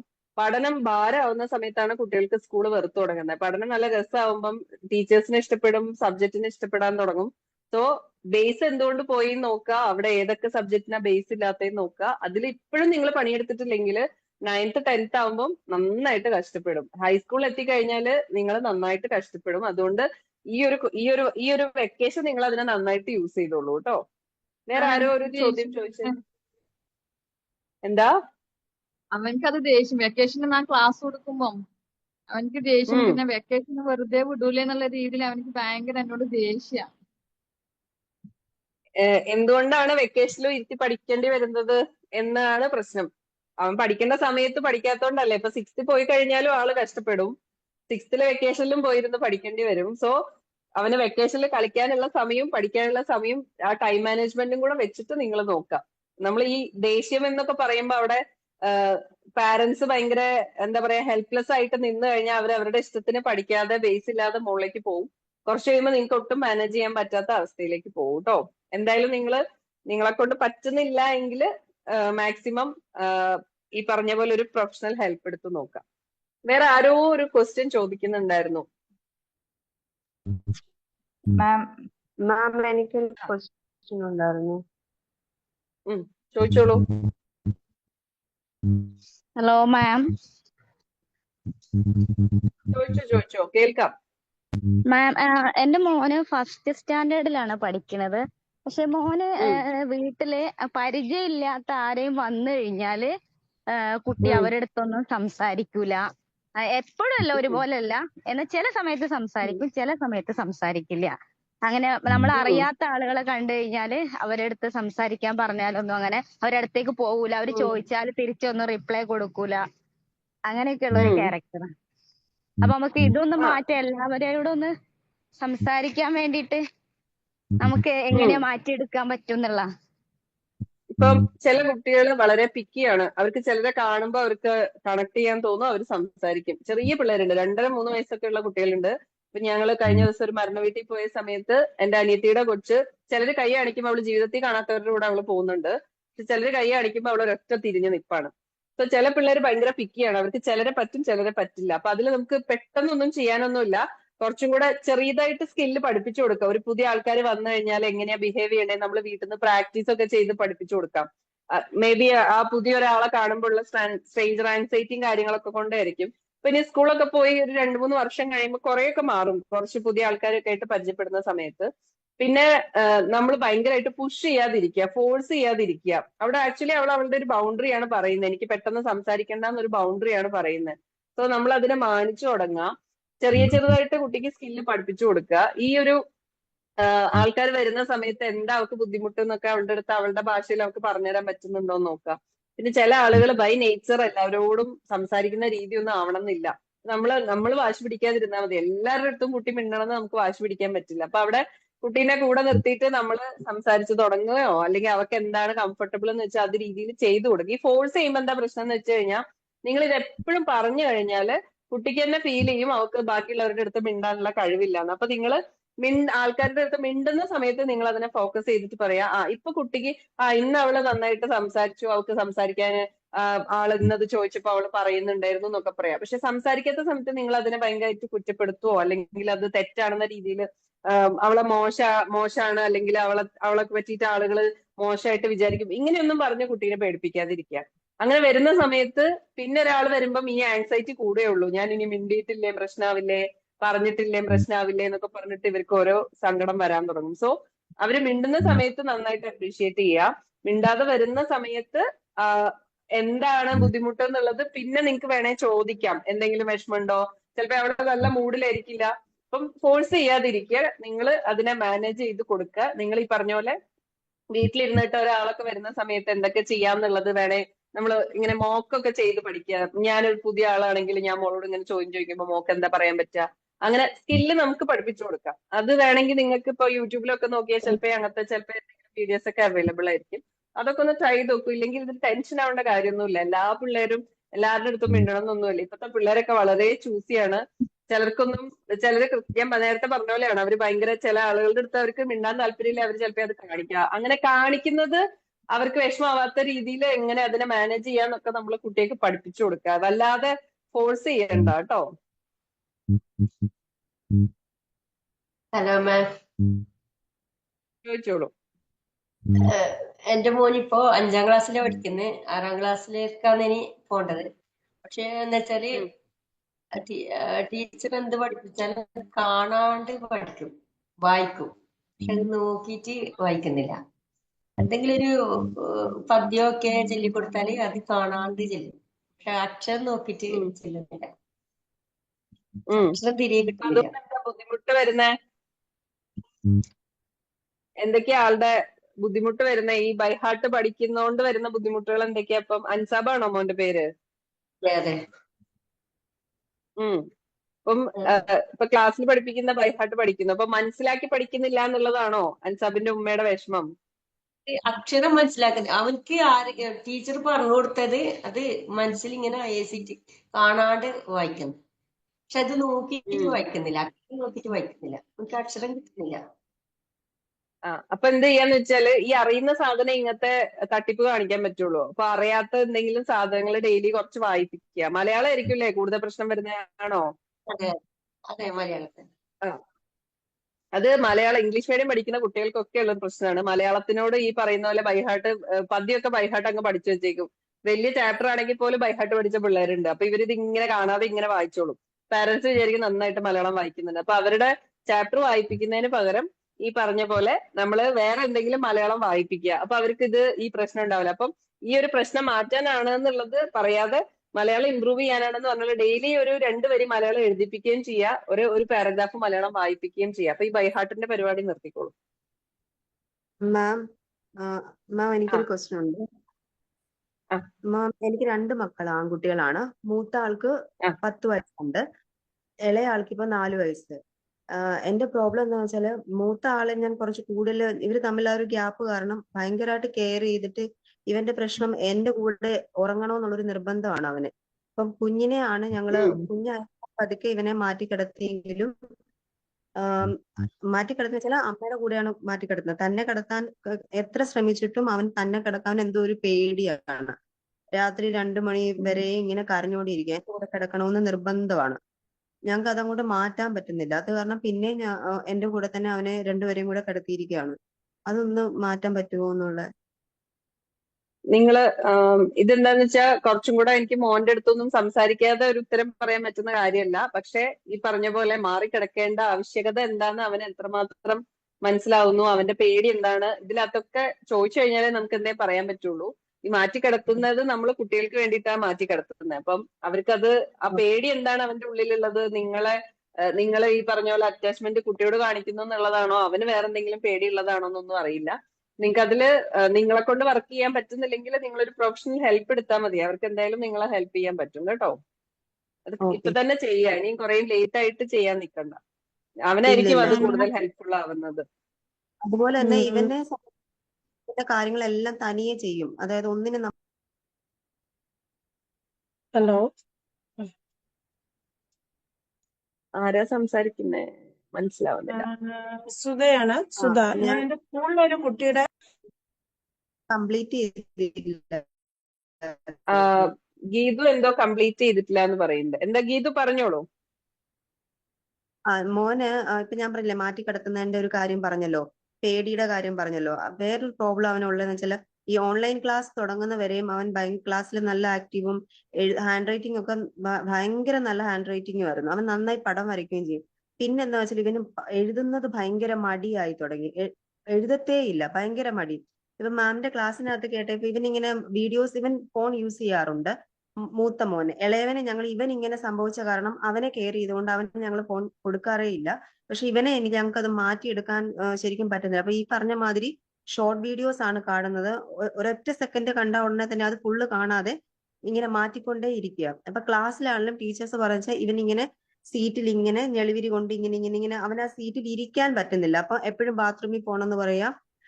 അപ്പൊ പഠിപ്പിക്കാൻ ഇരുത്തുമ്പോഴാണെങ്കിലും ഇതുപോലെ തന്നെയാണ്. അവനൊന്ന് അറ്റൻഷൻ തരാൻ ഭയങ്കര പാടാണ്. ഇത് നിങ്ങൾ ഒരു പ്രൊഫഷണൽ ഹെൽപ്പ് എടുക്കുക കേട്ടോ. കാരണം ആള് ഇത്തിരി ഹൈപ്പർ ഒക്കെ ആണെങ്കിൽ ഈ പറഞ്ഞ എല്ലാ പ്രശ്നങ്ങളും ഉണ്ടാവും. പിന്നെ അതിന്റെ കൂടെ ഫോൺ യൂസേജ് കുറയ്ക്കുക. ആള് ഹൈപ്പർ ആണോ എന്നുള്ളത് ചെക്ക് ചെയ്യുക. ആണെങ്കിൽ അതിന് വേണ്ട കാര്യങ്ങൾ ചെയ്തു കൊടുക്കുക. ആൾക്ക് നല്ല ഫിസിക്കൽ എക്സസൈസും കാര്യങ്ങളൊക്കെ ചിലപ്പോൾ ആവശ്യം ഉണ്ടാവും. ഈ കോൺസെൻട്രേഷൻ കുറയുന്നത് ഫോൺ യൂസേജ് വരുന്ന കാര്യമാണ്. ഹൈപ്പർ ആണെങ്കിൽ ഈ പ്രശ്നങ്ങളൊക്കെ ഉണ്ടാവും കേട്ടോ. അപ്പൊ നിങ്ങൾ എന്തായാലും ഒരു പ്രൊഫഷണലി എടുക്കുക. നമുക്കിപ്പോ ഇങ്ങനെ ഒരു ഗ്രൂപ്പിൽ നമുക്കിത് അതിൽ കൂടുതൽ നമുക്ക് അതിലൊന്നും ചെയ്യാൻ പറ്റാത്തതുകൊണ്ടാ കേട്ടോ. മാമിനെ കൺസൾട്ട് ചെയ്യാനാണെങ്കിൽ ചോദിച്ചേ. നിങ്ങൾ ഇവരുടെ ഗ്രൂപ്പിനെ കോണ്ടാക്ട് ചെയ്താൽ മതി കേട്ടോ. ലേണിംഗ് ഫ്രണ്ട്സ് ഇവരുടെ അഡ്മിനെ ഒന്ന് കോണ്ടാക്ട് ചെയ്താൽ മതി കേട്ടോ. അവര് തരും.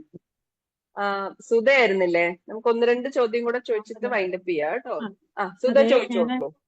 ഞാൻ ഞങ്ങളുടെ സ്കൂളിലെ ഒരു കുട്ടിയുടെ കാര്യം ചോദിക്കുകയാണ്. ആ കുട്ടി എന്ന് പറഞ്ഞാൽ 3rd സ്റ്റാൻഡേർഡിലാണ് പഠിക്കുന്നത്. ആ കുട്ടിക്ക് നല്ല സ്നേഹമാണ്, കാര്യമാണ്. പക്ഷെ അവൻ നടന്നു പോകുമ്പോഴും വരുമ്പോഴും ഒക്കെ കൈ വീശി നടക്കും. അത് മറ്റുള്ള കുട്ടികൾക്ക് അത് വേദനിക്കുന്നുണ്ടോ തട്ടുന്നുണ്ടോ എന്നൊന്നും നോക്കില്ല. അപ്പോൾ ഞങ്ങൾ ചോദിക്കാൻ പറഞ്ഞാൽ ഞാനത് അറിഞ്ഞില്ല ടീച്ചറെ. അതുപോലെ തന്നെ പഠിക്കുന്ന കാര്യത്തില് പറയുന്നതെല്ലാം ഗ്രാസ്പ് ചെയ്യും. എന്ത് പറഞ്ഞാലും അവൻ ഗ്രാസ്പ് ചെയ്യും. പക്ഷെ അവൻ എഴുതാൻ വലിയ മടിയാണ്. എഴുതാൻ എന്ത് പറഞ്ഞാലും അവന് കുറേ സമയം എടുക്കും. ഹാൻഡ് റൈറ്റിംഗ് ഒക്കെ വളരെ മോശം. അപ്പൊ ഞങ്ങളുടെ സ്കൂളിൽ 2ാം ക്ലാസ്സിലാണ് വന്നത്. 1 വരെ വേറൊരു സ്കൂളിലാണ് പഠിച്ചത്.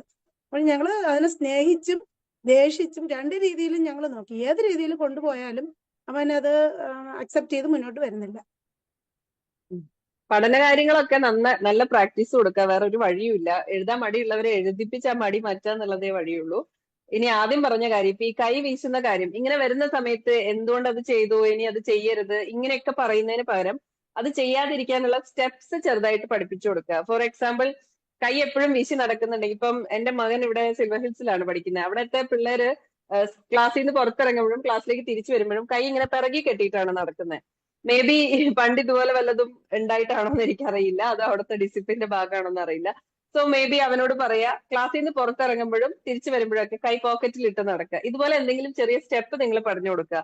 എന്നിട്ട് അത് അവൻ ചെയ്യുമ്പോഴൊക്കെ നിങ്ങൾ അവനെ അപ്രീഷിയേറ്റ് ചെയ്യുക. അവന്റെ ഫ്രണ്ട്സിനോടും അവനെ അപ്രീഷിയേറ്റ് ചെയ്യാൻ പറയാം.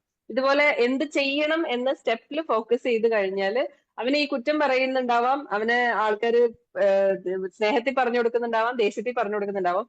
അപ്പോഴും കൈ ആട്ടരുത് എന്ന് പറയുന്നേ ഉള്ളൂ. ഈ കൈ എന്ത് ചെയ്യണം എന്ന് മേ ബി കുട്ടിക്ക് അറിയുന്നുണ്ടാവില്ല. അപ്പൊ ഇതുപോലത്തെ ചെറിയ സ്റ്റെപ്സ്, ഒന്ന് അവൻ പറ്റുന്നില്ല, നിങ്ങൾ അടുത്ത് നോക്കുക. കൈ കെട്ടിട്ടോ പിറകിൽ കെട്ടോ അല്ലെങ്കിൽ ഏതെങ്കിലും ഒന്ന് അവന് റെഡി ആയി കഴിഞ്ഞാൽ നമ്മൾ ഈ ഒരു ചെറിയ പ്രശ്നം മാറുന്നു തോന്നുന്നു കേട്ടോ. ഫോൾഡ് ചെയ്ത് തന്നെയാണ് ഇവര് ഇറങ്ങാനും പോകാനും ഒക്കെ പറയുന്നത്. ഓക്കെ.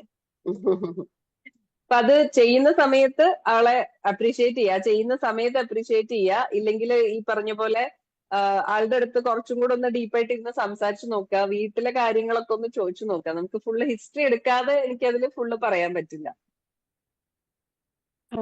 വേറൊരാള് ചോദിക്കുന്നത്, ഫ്ലാറ്റിലാണ് താമസിക്കുന്നത്, എന്താ ഈവനിങ് ടൈം ചെയ്യേണ്ടത് എന്ന ഐഡിയ ഇല്ല, ബോറടിക്കുന്നു എന്നാണ് പറയുന്നത്. ആക്ച്വലി ബോറടിക്കുക എന്ന് പറഞ്ഞാൽ നല്ല കാര്യമാണ് ബ്രെയിന്. നമ്മൾ കുട്ടികളെ ബോറടിക്കാൻ വിടുക. നല്ല ഇമാജിനേഷൻ വരണമെങ്കിൽ കുട്ടിക്ക് നന്നായിട്ട് ബോറടിക്കുന്ന. മോളിപ്പം grade 1-ലാണ് പഠിക്കണേ. 7 വയസ്സായി. അപ്പം കുറച്ചു നേരം ടി വി കാണും, അത് കഴിയുമ്പോൾ ഓഫ് ചെയ്യാൻ പറയുമ്പോൾ ആൾക്ക് പിന്നെ ബോറടിക്കും, ഒന്നും ചെയ്യാൻ ആക്ടിവിറ്റി ഇല്ല, വേറെ ഫ്രണ്ട്സ് ഒന്നും കുറവാണ് വൈകുന്നേരം ഒക്കെ, ഇപ്പൊ വെക്കേഷനുമാണ്, അപ്പൊ ഒന്നും ചെയ്യാനില്ല. ക്ലാസ് ഏതാ അപ്പം പറഞ്ഞേ? ഗ്രേഡ് 1 ആണ്. ഗ്രേഡ് 1. നിങ്ങളെ വീട്ടിലെ ചെറിയ ചെറിയ പണികൾ പഠിപ്പിക്കുക, കുഞ്ഞു കുഞ്ഞു, അതായത് അവക്ക് പറ്റുന്ന ചെറിയ ചെറിയ പണികൾ പഠിപ്പിക്കുക. അവളുടെ അമ്മയോട് പറയാ കിച്ചണില് കാര്യങ്ങളൊക്കെ ചെയ്യുമ്പോൾ അവളെ പഠിപ്പിച്ചു കൊടുക്കുക. അവള് കണ്ടുപഠിക്കട്ടെ, ആദ്യം കണ്ടുപഠിക്കാൻ പറയാ. പിന്നെ വീട്ടിലെന്തെങ്കിലും ആക്റ്റീവായിട്ട് ചെയ്യാൻ പറ്റുന്ന എന്തെങ്കിലും കാര്യങ്ങൾ, അതിപ്പോ നിങ്ങൾ ഭയങ്കര കാശൊന്നും കൊടുത്ത് മേടിക്കണം എന്നില്ല. അല്ലാതെ ഇപ്പം ഒറ്റ ആളെ അല്ലേ ഉള്ളൂ വീട്ടില്, ഇപ്പം അമ്മയോ അല്ല, അച്ഛനോ ആരെങ്കിലും ഇളയാളും കൂടി ഉണ്ട്, ആൾക്ക് ഡിലേ ഉണ്ട്, സ്പീച്ച് ഡിലേയും തെറാപ്പി ഒക്കെ നടക്കുകയാണ്, ബിഹേവിയർ. അപ്പം എല്ലാം കൂടി ചെയ്യാൻ നമുക്ക് സമയം കിട്ടുന്നില്ല ആളെ മാനേജ് ചെയ്യാനായിട്ട്. അപ്പൊ എന്തൊക്കെയാ ചെയ്യേണ്ടത് ഒരു ഐഡിയ ഇല്ല. അതുകൊണ്ട് ടി വിയിലാണ് കൂടുതൽ സമയം ഇപ്പൊ സ്പെൻഡ് ആവുന്നത്. കുറയ്ക്കണം എന്നുണ്ട്, അപ്പൊ എന്താ ചെയ്യാന്നുള്ള ഒരു ഐഡിയയും ഇല്ല. നിങ്ങളത്, അതായത് നമുക്കിപ്പോ ഒരു കുട്ടിക്ക് ഇന്നത് തന്നെ ചെയ്യാന്ന് നമുക്ക് പറയാൻ പറ്റില്ല. ആ കുട്ടി പക്ഷെ എന്തെങ്കിലും നമ്മൾ കുറെ കാര്യങ്ങൾ ട്രൈ ചെയ്യുമ്പോഴേക്കും അതിൽ ഏതെങ്കിലും ഒരു കാര്യത്തിലേക്ക് ചിലപ്പോൾ കുട്ടിക്ക് അതിൽ ഇൻട്രസ്റ്റ് തോന്നുന്നുണ്ടാവും. അപ്പൊ അത് നിങ്ങൾ മാറി മാറി അത് കൈകാര്യം ചെയ്ത് നോക്കുക, അല്ലെ അത് ഇൻട്രൊഡ്യൂസ് ചെയ്ത് നോക്കുക എന്നുള്ളതേ ഉള്ളൂ. ചിലർക്ക് ചിലപ്പോൾ കാർഡ് ഗെയിംസ് ആയിരിക്കാം, ചിലപ്പോൾ അവർക്ക് പിന്നെ ഈ പറഞ്ഞ പോലെ ക്ലേ കൊണ്ടുള്ള കാര്യങ്ങളായിരിക്കാം, അല്ലെങ്കിൽ കളറിങ് ആയിരിക്കാം, എന്ത് കാര്യം. അപ്പൊ പുതിയ പുതിയ എന്തെങ്കിലും കാര്യങ്ങൾ നിങ്ങൾ ഭയങ്കരമായിട്ട് കാശ് അതിൽ മുടക്കണം എന്നല്ല പറയുന്നത്, അതുപോലെയുള്ള കാര്യങ്ങൾ ട്രൈ ചെയ്ത് നോക്കുക. അവളോട് പറയാ, മോക്ക് ഈ ബോർ അടിക്കുന്ന സമയത്ത് എന്താ ചെയ്യാൻ തോന്നുന്നത്, വീട്ടിൽ എന്തൊക്കെ ചെയ്യാൻ പറ്റും, വീട്ടിലെ സ്പേസിനെ എങ്ങനെ ഉപയോഗിക്കാൻ പറ്റും. അവളോട് വീടുണ്ടാക്കി കളിക്കാൻ പറയാ, പിന്നെ ബാങ്കായിട്ട് കളിക്കാൻ പറയാ. ഇപ്പൊ അമ്മ ജോലി ചെയ്യുന്ന അടുക്കളയിലാണെങ്കിലും ചെറിയ കൊച്ചുണ്ടെങ്കിലും ഇതിനെയൊക്കെ ഉൾപ്പെടുത്തിക്കൊണ്ട് കളിക്കാൻ പറ്റുന്നു. ഇപ്പൊ നമ്മളൊക്കെ പണ്ട് കാലത്ത് ഈ അപ്പച്ചുട്ട് കളിക്കുക എന്ന് പറഞ്ഞ വീടിനകത്തുനിന്ന് അങ്ങനത്തെ കളികളും കാര്യങ്ങളൊക്കെ പ്രോത്സാഹിപ്പിച്ചു കൊടുക്കുക. അപ്പം ഒന്ന് കുട്ടിയുടെ ഇമാജിനേഷൻ വളരും. ഇതൊക്കെ ചെയ്യുന്ന സമയത്തെ കുട്ടിക്ക് ഇമാജിനേഷൻ, ഇപ്പൊ എന്താ വെച്ചാൽ ഈ കുട്ടിക്ക് അറിയാം ബോറടിക്കാന്ന് പറഞ്ഞാൽ ടി വി കണ്ടിരിക്കുക എന്നുള്ളത്, അതുകൊണ്ട് കാര്യമില്ലല്ലോ. അപ്പൊ അതിനെ നിങ്ങൾ നന്നായിട്ട് പ്രോത്സാഹിപ്പിച്ചു കൊടുക്കുക, അവളെ പുതിയ പുതിയ കാര്യം ചെയ്യാൻ വേണ്ടിയിട്ട്. സ്ക്രീനിന്റെ ടൈം നിങ്ങൾ മാനേജ് ചെയ്തിട്ട് കൊടുക്കുക. Okay, thank you ma'am. വേറൊരാള് ചോദിക്കുന്നത്, എനിക്ക് സൂയിസൈഡ് ടെൻഡൻസി ഉണ്ടായിരുന്നു, ഇപ്പൊ കുട്ടികളും ഇടയ്ക്ക് പറയുന്നു. സീരിയസ് ആയിട്ട് പ്രൊഫഷണൽ ഹെൽപ്പ് എടുക്കുക കേട്ടോ. എനിക്ക് കേസ് ഹിസ്റ്ററി എടുക്കാതെ അതിലൊന്നും പറയാൻ പറ്റില്ല കേട്ടോ. അല്ല മാം, അത് എന്താ കാര്യം എന്ന് വെച്ച് കഴിഞ്ഞാൽ ഞാനത് അവരൊക്കെ ആവുന്നതിന് മുമ്പേ ട്രീറ്റ്മെന്റ് ചെയ്ത് ക്ലിയർ ചെയ്ത കാര്യമാണ്. പക്ഷെ അതിനുശേഷം ഇപ്പൊ അവരുണ്ടായപ്പോ ഏറ്റവും ഇളയാൾക്ക് ഇപ്പൊ 4 വയസ്സ് കഴിഞ്ഞിട്ടേ ഉള്ളൂ. അയാളും പറയും ഇപ്പൊ എന്തെങ്കിലുമൊക്കെ ഇത് വന്നു കഴിഞ്ഞാൽ ഞാൻ അങ്ങനെ ചെയ്യേ എന്ന് പറയും എന്നോട്. ഈ ആളിത് എവിടെന്നെങ്കിലും കേട്ട് പഠിച്ചാണോ, സിനിമ, അല്ല, സോഷ്യൽ മീഡിയ? അവരുണ്ടാവുന്നതിനേക്കാളും എത്രയോ മുമ്പേ തന്നെ ഞാനതൊക്കെ ട്രീറ്റ്മെന്റ് ഞാൻ പറയുന്നത് നിങ്ങളുടെ വായിന്നല്ല. ഇപ്പൊ നമ്മളുടെ സോഷ്യൽ മീഡിയയിലും ഇതിലൊക്കെ ഇതിന് ഒരു കുറവുമില്ല. ചെറിയ പിള്ളേരാണേലും വലിയ ആൾക്കാരാണേലും ഇതൊന്നും പറയുന്നതിന് ഒരു കുറവുമില്ല. സോ അങ്ങനെ എന്തെങ്കിലും കണ്ടുപഠിച്ചാണോ കേട്ട് പഠിച്ചാണോ എന്നുള്ളത് നോക്കുക. പിന്നെ അങ്ങനെ നിങ്ങൾക്ക് സംശയം ഉണ്ടെങ്കിൽ നിങ്ങൾ പ്രൊഫഷണൽ ഹെൽപ്പ് എടുക്കുക. എനിക്ക് ഇങ്ങനത്തെ കുറച്ചുകൂടെ സെൻസിറ്റീവ് ആയിട്ടുള്ള കാര്യങ്ങൾ നമുക്ക് കേസ് ഹിസ്റ്ററി എടുക്കാതെ അതിലൊന്നും പറയാൻ പറ്റില്ല, അതുകൊണ്ടാണ് കേട്ടോ. Okay, thank U. അടുത്ത കുട്ടി വല്ലാതെ കള്ളം പറയുന്നു, പലതും ഇമാജിൻ ചെയ്ത് പറയുന്നു, അത് എന്തുകൊണ്ടാകും? കള്ളം പറയുന്നുണ്ടെ ഒന്ന് സത്യം പറയുമ്പം കുട്ടിക്ക് നിങ്ങൾ വല്ലാതെ പണിഷ് ചെയ്യോ, അല്ലെങ്കിൽ ആ സത്യത്തിനെ പറയാനുള്ള ധൈര്യമില്ലായ്മ കൊണ്ടാണോ എന്നുള്ള കാര്യങ്ങൾ ഒരു ഭാഗത്ത് ചെക്ക് ചെയ്യുക. 2, ഇങ്ങനെയുള്ള കാര്യങ്ങൾ പറയുമ്പോൾ ആണ് നിങ്ങൾ ഭയങ്കരമായിട്ട് അറ്റൻഷൻ കൊടുക്കുന്നതെങ്കിൽ, അത് നെഗറ്റീവ് അറ്റൻഷൻ ആണെങ്കിലും ദേഷ്യമാണെങ്കിലും നിങ്ങളുടെ വെറുതെ പറയാണെന്ന് പറഞ്ഞിട്ട് അപ്പം നിങ്ങളുടെ അറ്റൻഷൻ അതിലാണ് പോകുന്നതെങ്കിൽ നിങ്ങൾ നോക്കുക കേട്ടോ. അതുകൊണ്ട് കുട്ടികളുടെ അറ്റൻഷൻ സീക്കിങ്ങിന്റെ ഭാഗമായിട്ട് വരാറുണ്ട് കള്ളം പറയല്. നമ്മളിങ്ങനെ അങ്ങനത്തെ കള്ളങ്ങൾ ചെയ്യാ പറഞ്ഞപ്പോ നമ്മള് പൈസ മോഷ്ടിക്കുക അല്ലെങ്കിൽ തൊട്ടടുത്ത കുട്ടികളുടെ പെൻസിൽ എടുക്കുക അങ്ങനത്തെ ഒന്നുമല്ല. 2ാം ക്ലാസ്സിലാ പഠിക്കുന്നേ. പക്ഷെ സ്കൂള് വിട്ടു വന്ന മറ്റു കുട്ടികൾ ചെയ്ത കാര്യങ്ങള് അത് അവള് ചെയ്തതുപോലെ, അല്ലെങ്കിൽ ക്ലാസ്സിൽ ഇപ്പോ അവള് പഠിക്കാൻ ക്ലാസ്സിൽ ഒരു 4th ബേസിൽ, അവള് 2ാം ക്ലാസ്സിലാണെങ്കിലും ക്ലാസ്സിൽ ഒരു 4th സ്റ്റേജിലൊക്കെ ആയിട്ട് അവള് നിൽക്കുന്നത്. അങ്ങനെ പഠിക്കാൻ ഒട്ടും മോശമില്ല, എന്നാൽ നല്ല ബ്രില്യന്റും അല്ലാത്തൊരു കുട്ടിയാ. പക്ഷെ ക്ലാസ്സിൽ ഇപ്പൊ ഫസ്റ്റ് ആയിട്ടുള്ള ഒരു കുട്ടി ചെയ്യുന്ന കാര്യങ്ങള് ഞാൻ അങ്ങനെ ചെയ്തു അമ്മ എന്നൊക്കെ പറയും. പക്ഷെ നമ്മൾക്ക് ക്ലാസ് ഗ്രൂപ്പിൽ ഇങ്ങനെ അപ്ഡേഷൻ വരുന്നത് കാരണം നമുക്കറിയാം അത് അവളല്ല എന്നുള്ളത് അറിയാം. പക്ഷെ അവളുടെ അങ്ങനെ വല്ലാതെ ഇമേജ് അവളുടെ ആഗ്രഹങ്ങളാണ് ആക്ച്വലി പറയുന്നത്. ഈ കള്ളമൊക്കെ അവളുടെ ആഗ്രഹങ്ങളാണ് പറയുന്നത്. അവർക്ക് ക്ലാസ്സിൽ ഫസ്റ്റ്. അപ്പൊ നിങ്ങൾ അത് കേൾക്കുന്ന സമയത്ത് മോള് കള്ളം പറയരുത്, മോളെന്തിനാ കള്ളം പറയുന്നതെന്ന് പറയുന്നതിന് പകരം ഇങ്ങനത്തെ കാര്യങ്ങൾ ഇനി പറയുന്ന സമയത്ത് നിങ്ങൾ എപ്പോഴും ഇതേപോലെ സംസാരിച്ചു നോക്കുക. മോക്ക് ക്ലാസ്സിൽ ഫസ്റ്റ് ആവണമെന്ന് ആഗ്രഹം ഉണ്ട്, അമ്മയ്ക്ക് മനസ്സിലായി, പക്ഷെ മോളല്ല ഫസ്റ്റ് എന്ന് അമ്മയ്ക്ക് അറിയാം. അപ്പൊ നമുക്ക് അടുത്ത പ്രാവശ്യം മോക്ക് ഫസ്റ്റ് ആവാനുള്ള കാര്യങ്ങൾ ചെയ്യാം കേട്ടോ. ഇതേപോലെ അവള് പറയുന്നത് ഏതോ രീതിയിൽ അവളുടെ ആഗ്രഹങ്ങളായിരിക്കാം. അപ്പൊ അങ്ങനെയുള്ള കാര്യം ഇങ്ങനെയൊക്കെ കാണണം എന്നായിരിക്കും മോളുടെ ആഗ്രഹം. പക്ഷെ അത് അങ്ങനെ അല്ല നമുക്കറിയാം. അല്ലെങ്കിൽ മോളിങ്ങനെ ഇതെന്താന്ന് വെച്ചാൽ ഈ കള്ളം പറഞ്ഞു കഴിഞ്ഞാൽ നാളെ നിന്നെ ആരും വിശ്വസിക്കില്ല. ഇതിങ്ങനെ പറയുന്നതിനനുസരിച്ച് നമുക്കൊരു പക്ഷേ കുട്ടികൾക്ക് ഞാൻ കള്ളം പറയുന്ന ആളാണെന്ന് അവരും വിശ്വസിച്ച് പിന്നെ അവരതൊരു പാറ്റേൺ ആയിട്ട് കൊണ്ട് നടക്കാറുണ്ട്. സോ നിങ്ങൾ അതിനെ എപ്പോഴും കള്ളം പറയരുത്, കള്ളം പറയാ എന്നുള്ള സാധനം നിങ്ങൾ ഒഴിവാക്കിയിട്ട് ഈ രീതിയിൽ ഒന്ന് ട്രൈ ചെയ്ത് നോക്കൂ. എന്നിട്ട് മാറ്റമില്ലെങ്കിൽ നിങ്ങൾ ഒരു പ്രൊഫഷണൽ ഹെൽപ്പ് എടുക്കൂ കേട്ടോ. Okay ma'am. നമുക്ക് ഏതെങ്കിലും ഒരു ഒറ്റ ക്വസ്റ്റ്യനും കൂടെ അറ്റൻഡ് ചെയ്തിട്ട് ക്ലോസ് ചെയ്യാം. മാം ഞാൻ കഴിഞ്ഞോ? ചോദിച്ചോട്ടെ? ആ ഓക്കെ. ഹലോ. നല്ല ക്ലാസ് ആയിരുന്നു മാം. ഒരുപാട് കാര്യങ്ങൾ മനസ്സിലാക്കാൻ പറ്റി. ഇത് കാര്യം എന്താ വെച്ചാൽ ഇപ്പൊ എന്റെ മകൻ ഭക്ഷണം കഴിക്കാൻ കുറച്ച് ബാക്കിലേക്കാണ്. അപ്പൊ എനിക്ക് ഫീൽ ചെയ്തിട്ടുണ്ട് അവൻ മൊത്തത്തിൽ ഫുഡിനോടുള്ള റിലേഷൻ അത്ര ഒരു നല്ല റിലേഷൻ അല്ല. പിന്നെ ഇതിന്റെ മേലെ അവൻ ഭയങ്കര സ്കിന്നിയാണ്. അപ്പൊ ആൾക്കാർ ഇങ്ങനെ ബോഡി ഷേമിങ് ചെയ്യുമ്പോൾ നമ്മൾ അവന് എങ്ങനെ കോൺഫിഡൻസ് കൊടുക്കും എന്നാണ് ക്വസ്റ്റ്യൻ. ആള് ചെറുപ്പത്തിലെ ഭക്ഷണത്തിന് പ്രശ്നമുണ്ടോ? ഇപ്പൊ എത്ര ഏജ് പറഞ്ഞേ? 6 years ആയിട്ടുള്ളൂ. 6 years. ഇപ്പൊ നിങ്ങള് ഇതെല്ലാവർക്കും കൂടെയാണ് പറയുന്നത്, ഷബീറയുടെ അടുത്ത് മാത്രമല്ല. കുട്ടികളുടെ ഭക്ഷണം എന്ന് പറയുന്നത് കുറെയൊക്കെ അവരുടെ ശീലങ്ങളാണ്. ചെറുപ്പം തൊട്ടേ കുട്ടിക്ക് ഇഷ്ടമുള്ളത് മാത്രം കൊടുത്തു കഴിഞ്ഞാൽ ആള് പിക്കി ആവാൻ തുടങ്ങും. ഇപ്പം ഇത് മിക്കവാറും പാരന്റ്സിന്റെ കയ്യിൽ നിൽക്കാത്തത് ഗ്രാൻഡ് പാരന്റ്സ് വീട്ടിലുണ്ടെങ്കിൽ എനിക്ക് ചപ്പാത്തി വേണ്ടെന്ന് പറയുമ്പോഴത്തേക്ക് അച്ഛമ്മ പോയിട്ട് അല്ലെ അമ്മമ്മ പോയിട്ട് ദോശ ചുട്ട് കൊണ്ടു കൊടുക്കും. അപ്പൊ ഇതുപോലത്തെ പ്രശ്നം വരുന്ന സമയത്ത് കുട്ടികൾക്ക് അവർക്ക് ചില കാര്യങ്ങൾ നമ്മൾ ഈ പറഞ്ഞ ഡിസിപ്ലിന്റെ ഭാഗമായിട്ട് ചില കാര്യങ്ങൾ നമ്മൾ ഇന്ന് വീട്ടിൽ ഇതാണ് ഉണ്ടാക്കിയത്, മോൻ ഇന്ന് ഇത് കഴിക്കി, നമുക്ക് നാളത്തേക്ക് നോക്കാം എന്ന് പറഞ്ഞിട്ട് ആ മുന്നിൽ വരുന്ന ഭക്ഷണം എന്താന്ന് കഴിക്കാൻ നമ്മൾ കുട്ടികളെ ശീലിപ്പിക്കുക. ഇത് നേരത്തെ പറഞ്ഞൊരു പെയിൻ എടുക്കേണ്ട കാര്യമാണ്. ആ പെയിൻ എടുത്തിട്ട് ഇത് ചെയ്യാൻ പറ്റിയിട്ടില്ലെങ്കിൽ ഈ ഒരു ശീലമായി കഴിഞ്ഞാൽ നിങ്ങൾ ജീവിതകാലം മുഴുവൻ അല്ലെങ്കിൽ അവൻ വലിയ അഡൽട്ട് ആയി കഴിയുന്നത് വരെയും നിങ്ങൾ കുട്ടിയുടെ പിറകെ ഫുഡിന്റെ കാര്യം പറഞ്ഞ് നടക്കേണ്ടി വരും. സോ ആ ഒരു ശീലം നിങ്ങൾ ഈ ഒരു ഏജിലെ ക്രിയേറ്റ് ചെയ്ത് തുടങ്ങുക. ഇപ്പൊ ഉള്ള ബുദ്ധിമുട്ടുകൾ പതുക്കെ ഈ പറഞ്ഞ പോലെ അവരിഷ്ടമുള്ള കാര്യങ്ങൾ മാത്രം കൊടുക്കുക, അല്ലെങ്കിൽ അങ്ങനെ വരുന്നുണ്ട് മറ്റേ ഭക്ഷണം കഴിക്കുന്നില്ല. ഇത് ഫുൾ ഡീറ്റെയിൽസ് അറിയാത്തതുകൊണ്ട് എനിക്കത് അറിയില്ല. അപ്പൊ അങ്ങനെ പിക്കി ആണെങ്കിൽ അല്ലാത്ത ഭക്ഷണവും കഴിക്കേണ്ട ആവശ്യകതയെ കുറിച്ച് പറയാ. അത് ഒരുപാട് ആദ്യം കഴിക്കുന്നതിന് പകരം കുറച്ച് കുറച്ച് കഴിപ്പിച്ച് ശീലിപ്പിച്ചിട്ട് തുടങ്ങാം. നിങ്ങളും അതിന്റെ സ്കിന്നി ആണ് എന്നുള്ളതിന് പകരം അവന്റെ അടുത്ത് എപ്പോഴും പറയാ കുഴപ്പം. അവന്റെ ലൈക്ക് ഇപ്പൊ നമ്മളിപ്പോ ഫോർ എക്സാമ്പിൾ ഇപ്പൊ ദോശയ്ക്ക് പകരം റാഗി ദോശ തന്നെ കഴിക്കണം പറഞ്ഞിട്ട് നമ്മൾ വടിയൊക്കെ എടുത്ത് അടിക്കൊന്നുമില്ല, ജസ്റ്റ് പേടിപ്പിക്കാനായിട്ട് അങ്ങനെയൊക്കെ ചെയ്യുമ്പോ അത് അവന്റെ എങ്ങനെയാണ് അത് എഫക്ട് ചെയ്യാന്നുള്ളത് ഒരു അങ്ങനെ ഒരു പേടിയുണ്ട്. അപ്പൊ അങ്ങനെ ഇല്ല അടിക്കൊന്നുമില്ല, പക്ഷെ ജസ്റ്റ് പേടിക്ക്. ഇപ്പൊ അവിടെ വടി അവിടെ ഉണ്ടെങ്കിലും അവന് അടി കിട്ടുമോന്ന് പേടിച്ചിട്ട് ഭക്ഷണം കഴിക്കുമ്പം നേരത്തെ ഷബീറ പറഞ്ഞ പോലെ അവന്റെ ഫുഡ് റിലേഷൻഷിപ്പ് തന്നെയായിരിക്കും അവിടുത്തെ മെയിൻ പ്രോബ്ലം വരുന്നത്. സോ കുട്ടിക്ക് ഭക്ഷണം എന്ന് പറയുന്ന ഒരിക്കലും നിങ്ങളുടെ നിർബന്ധത്തിന് കഴിക്കുന്ന ഒരു സാധനം ആവാതെ അവന്റെ ശരീരത്തിന് കഴിക്കുന്നതായിരിക്കണം. അപ്പൊ അതില് ഒരു പരിധി കൂടുതൽ നിങ്ങളുടെ നിർബന്ധം അവിടെ ഉണ്ടാവരുത്. ഇത് കഴിച്ചിട്ടില്ലെങ്കിൽ വേറെ ബേക്കറിയും സാധനങ്ങളൊന്നും കിട്ടില്ല എന്നുള്ളൊരു സാധനം, അങ്ങനത്തെ അതിനിടയിൽ വേറെ കുറെ ഭക്ഷണം കൊടുക്കാതിരിക്കും. ഇപ്പം ഒരു മെയിൻ ഭക്ഷണം കഴിക്കുകയാണെങ്കിൽ അതിന്റെ ഒരു 1.5-2 മണിക്കൂർ മുന്നേ വേറെ ഭക്ഷണം ഒന്നും കൊടുക്കാതിരിക്കുക. ഇങ്ങനെയൊക്കെ നമുക്ക് അവരുടെ വിശപ്പ് വരുന്ന സമയത്ത് അവർ കഴിക്കുക എന്നുള്ളൊരു സാധനം ചെയ്യാൻ പറ്റുള്ളൂ. വേറെ എന്തോ ഷബീറ പറയണതിന് മുമ്പേ ഞാൻ എന്തോ പറയാൻ വന്നു, ഞാൻ വിട്ടുപോയി. എനിക്ക് ബേസിക്കലി കൺസേൺ അതല്ല, എല്ലാവരും ഇങ്ങനെ അവൻ കഴിക്കാത്തതിന് അവനിങ്ങനെ ഇതാകുമ്പോ അവന്റെ ഒരു ബോഡി ഷേമിങ് ചെയ്യുമ്പോൾ അതെ ഞാൻ പറയാൻ വന്നേ. അതായത് അവന്റെ അടുത്ത് എപ്പോഴും പറയാ മെലിഞ്ഞിട്ടാണോ തടിച്ചിട്ടാണോ എന്നുള്ളതല്ല, ആരോഗ്യമുള്ള ശരീരം. അപ്പൊ അവന്റെ ആരോഗ്യമുള്ള ശരീരമാണെങ്കിൽ നിങ്ങൾ അതിൽ കോൺസെൻട്രേറ്റ് ചെയ്യുക.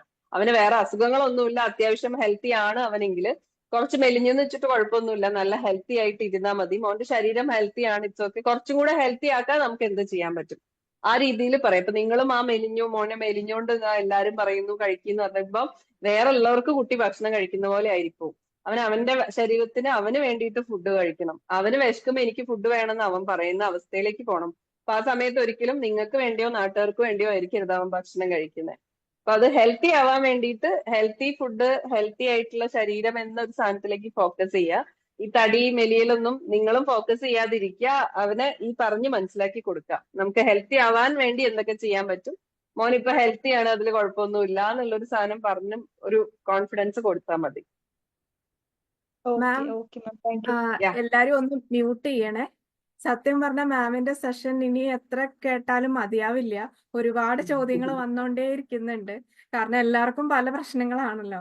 പക്ഷെ നമ്മുടെ എനിക്ക് സമയം വേറെ സെഷൻ ഉള്ളത് കൊണ്ടാണ് ഞാൻ സാധാരണ എല്ലാവരെയും ലാസ്റ്റ് ക്വസ്റ്റ്യൻ അറ്റൻഡ് ചെയ്തിട്ടാ പോറ്. അപ്പൊ എനിക്ക് ഇനി ഒരു സെഷന് മുന്നേ ഫോണൊക്കെ ഒന്ന് ചാർജ് ചെയ്യണം. എന്റെ ഇതിന്റെയൊക്കെ ചാർജ് ഏകദേശം തീർന്നു. അതുകൊണ്ടാണ്. അതെ, ഇവിടെ വീട്ടിൽ നമ്മുടെ കുറച്ച് വർക്ക് നടക്കുന്നുണ്ട്. അതുകൊണ്ടുള്ള തിരക്കാട്ടോ. സോറി. അതെ, നമ്മുടെ സമയം അങ്ങനെ അതിക്രമിച്ച് പോയിക്കൊണ്ടിരിക്കുകയാണ്. പക്ഷെ എന്റെ തന്നെ ജീവിതത്തിലെ പല രംഗങ്ങളിലൂടെയും കടന്നു പോയതുപോലെയാണ് എനിക്ക് ഫീൽ ചെയ്യുന്നത്. അപ്പൊ ഇവിടെ ഇപ്പൊ പാർട്ടിസിപ്പൻസിനും അങ്ങനെ ഫീൽ ചെയ്തിട്ടുണ്ടെങ്കിൽ അതിൽ ഒരു സംശയവും ഇല്ല.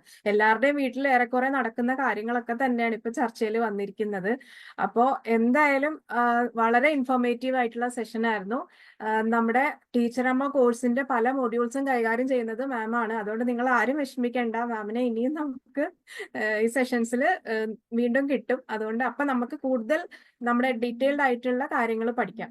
Thank you so much ma'am. Ma'am leave ചെയ്യണമെങ്കിൽ ലീവ് ചെയ്തോളൂ കേട്ടോ. വേറെ ആരും ലീവ് ചെയ്യല്ലേ.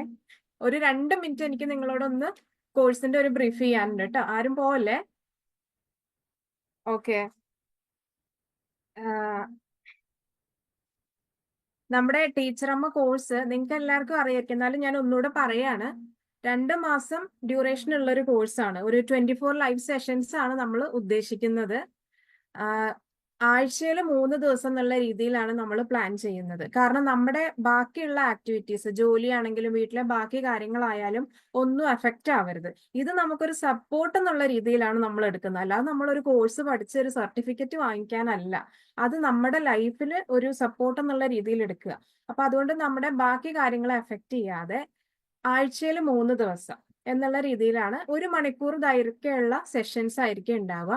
അതുപോലെ തന്നെ 8 മണി തൊട്ട് 9 മണി വരെ വൈകിട്ട് സമയമാണ് നമ്മൾ ചൂസ് ചെയ്തിരിക്കുന്നത്. കാരണം ആ സമയം ആകുമ്പോഴത്തേനും വർക്ക് കഴിഞ്ഞിട്ട് ഉള്ളവർക്കും പാർട്ടിസിപ്പേറ്റ് ചെയ്യാൻ പറ്റും. അതുപോലെ സ്കൂൾ ഗോയിങ് കുട്ടികൾ ഉള്ളവരുടെ കുട്ടികളുടെ സ്കൂളിംഗ് പരിപാടികളൊക്കെ കഴിഞ്ഞ് കുറച്ചൊന്ന് ഫുള്ളായിട്ട് റിലാക്സ് ചെയ്യാൻ പറ്റില്ല എന്ന് എനിക്കും അറിയാം. എന്നാലും ഒരു 8 to 9 എന്ന് പറയുമ്പോൾ നമുക്ക് അറ്റ്ലീസ്റ്റ് പാർട്ടിസിപ്പേറ്റ് ചെയ്യാനെങ്കിലും ഒന്ന് പറ്റുന്ന ഒരു ടൈം എന്നുള്ള രീതിയിലാണ് ആ സമയം വെച്ചിട്ടുള്ളത്.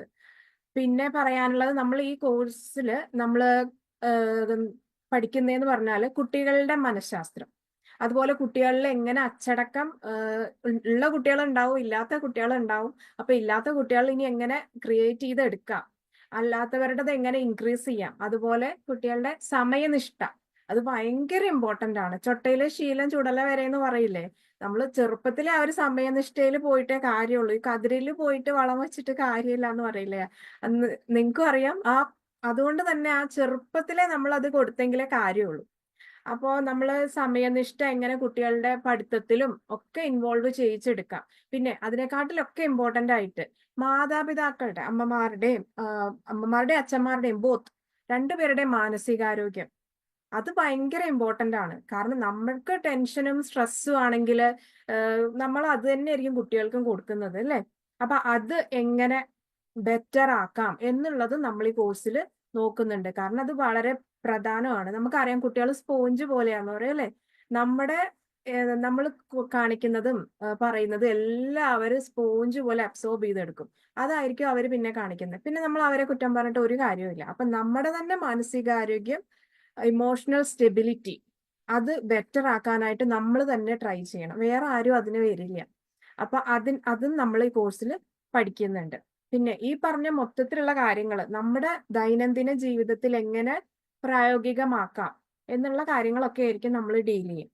പിന്നെ ഇത്തരം സെഷൻസ് ആയതുകൊണ്ട് തന്നെ ഇത് നമ്മളെ സയന്റിഫിക് ആയിട്ടുള്ള രീതിയിൽ പറഞ്ഞു തരാൻ, അതായത് ഒരുപാട് റിസർച്ചിന്റെയും സ്റ്റഡീസിന്റെയും ബേസിലൊക്കെ പറഞ്ഞു തരാൻ പാകത്തിലുള്ള ഫാക്കൽറ്റീസിനെയാണ് നമ്മൾ സെലക്ട് ചെയ്തിട്ടുള്ളത്. ഇപ്പൊ പ്രാക്ടീസിങ് ആയിട്ടുള്ള ഫേമസ് ആയിട്ടുള്ള ഡോക്ടേഴ്സും അതുപോലെ സൈക്കോളജിസ്റ്റുകളൊക്കെ ആയിരിക്കും നമ്മുടെ സെഷൻസ് കണ്ടക്ട് ചെയ്യുന്നത്. അപ്പോൾ അതുകൊണ്ട് തന്നെ ഇത് ശരിക്കും കോൺഫിഡൻസിനെ സംബന്ധിച്ചിടത്തോളം ഒരു എക്സ്പെൻസീവ് ആയിട്ടുള്ള ഒരു വെഞ്ചർ ആണ്. അപ്പോൾ ഇനീഷ്യലി ഒരു എക്സ്പെൻസീവ് ആയിട്ടുള്ള ഒരു സംഭവം ആയിരുന്നെങ്കിലും ഇപ്പോൾ ഇങ്ങനെ ഒരു കോഴ്സിന്റെ കാലിക പ്രസക്തിയും അതുപോലെ തന്നെ എല്ലാ കിടകളിലുള്ള പേരൻസിനും അമ്മമാർക്കും ഇതിൽ പാർട്ടിസിപ്പേറ്റ് ചെയ്യാനും പറ്റണം എന്നുള്ള ഒരു ഉദ്ദേശത്തോടു കൂടി നമ്മൾ ആ ഒരു ഇനീഷ്യൽ ഒരു ഇതിൽ നിന്നും പകുതിയാക്കിയിട്ട് അതിന്റെ ഒരു ഫീനെ കുറച്ചിട്ടുണ്ട്. 3000 ആണ് ഫീ. അത് നിങ്ങൾക്ക് എങ്ങനെ വേണമെങ്കിലും പേ ചെയ്യാനുള്ള ഓപ്ഷൻസ് ഉണ്ട്. അപ്പോ എല്ലാവരും ഈ ഒരു കോഴ്സ് യൂട്ടിലൈസ് ചെയ്യുക. ഇനി എന്തെങ്കിലും അതിനെക്കുറിച്ച് എന്തെങ്കിലും സംശയം ഉണ്ടെങ്കിൽ നിങ്ങൾക്ക് ചോദിക്കാം കേട്ടോ. ഇപ്പൊ ചോദിക്കാം. അല്ലാന്നുണ്ടെങ്കിൽ നിങ്ങൾക്ക് പോസ്റ്ററിലുള്ള ആ നമ്പറിൽ കോണ്ടാക്ട് ചെയ്താലും കൂടുതൽ ഇൻഫർമേഷൻസ് കിട്ടും. എന്തെങ്കിലും ഈ കാര്യങ്ങളിൽ എന്തെങ്കിലും ഡൗട്ട് ഉണ്ടോ? ക്ലാസ് എന്ന് മുതലാണ് സ്റ്റാർട്ട് ചെയ്യുക? ഏതൊക്കെ ദിവസങ്ങളിലാണ്? കറക്റ്റ് പിന്നെ ഡേറ്റ് മൊത്തം ഫീ ആണോ 3000? എങ്ങനെ? മൊത്തം ഫീ ആണോ 3000? അതെ അതെ, മൊത്തം ഫീ ആണ് 3000 എന്ന് പറയുന്നത്.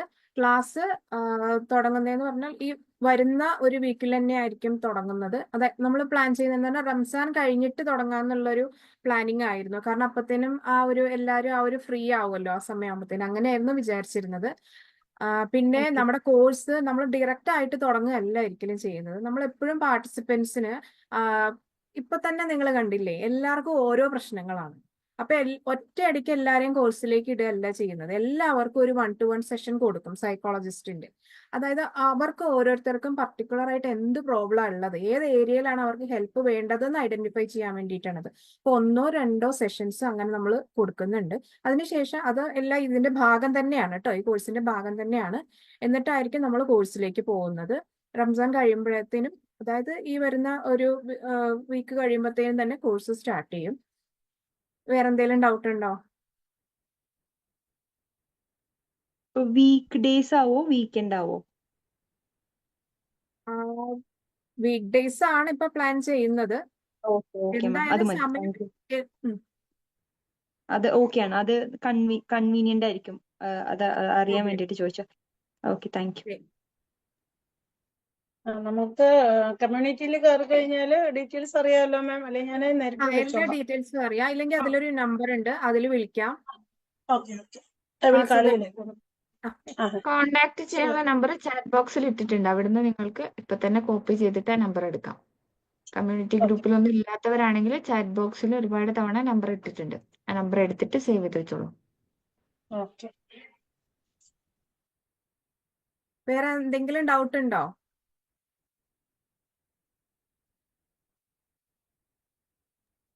ഇതിൽ ആർക്കും അഡ്മിഷൻ എടുക്കാൻ ഏജ് ഉണ്ടോ എന്ന് സംശയം വേണ്ട കേട്ടോ. ഏത് ഏജിലുള്ളവർക്കും അഡ്മിഷൻ എടുക്കാവുന്നതാണ്.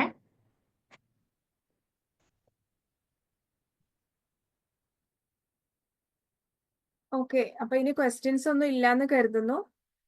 ഇനി നിങ്ങൾക്ക് പിന്നെയാണ് ഇപ്പൊ ചോദിക്കാൻ ബുദ്ധിമുട്ടായിട്ട് ചോദിക്കാതിരിക്കുന്നവരോ അല്ലെങ്കിൽ പിന്നെ എന്തെങ്കിലും ചോദിക്കാൻ തോന്നുവാണെങ്കിലോ നിങ്ങൾക്ക് ഈ നമ്പറിൽ കോണ്ടാക്ട് ചെയ്താൽ മതി കേട്ടോ. ഓക്കെ, അപ്പം വൈൻഡ് അപ്പ് ചെയ്യാണ്. Thank you so much. ഇതിനകത്ത് പാർട്ടിസിപ്പേറ്റ് ചെയ്ത എല്ലാവർക്കും thank you. Bye bye. Thank you.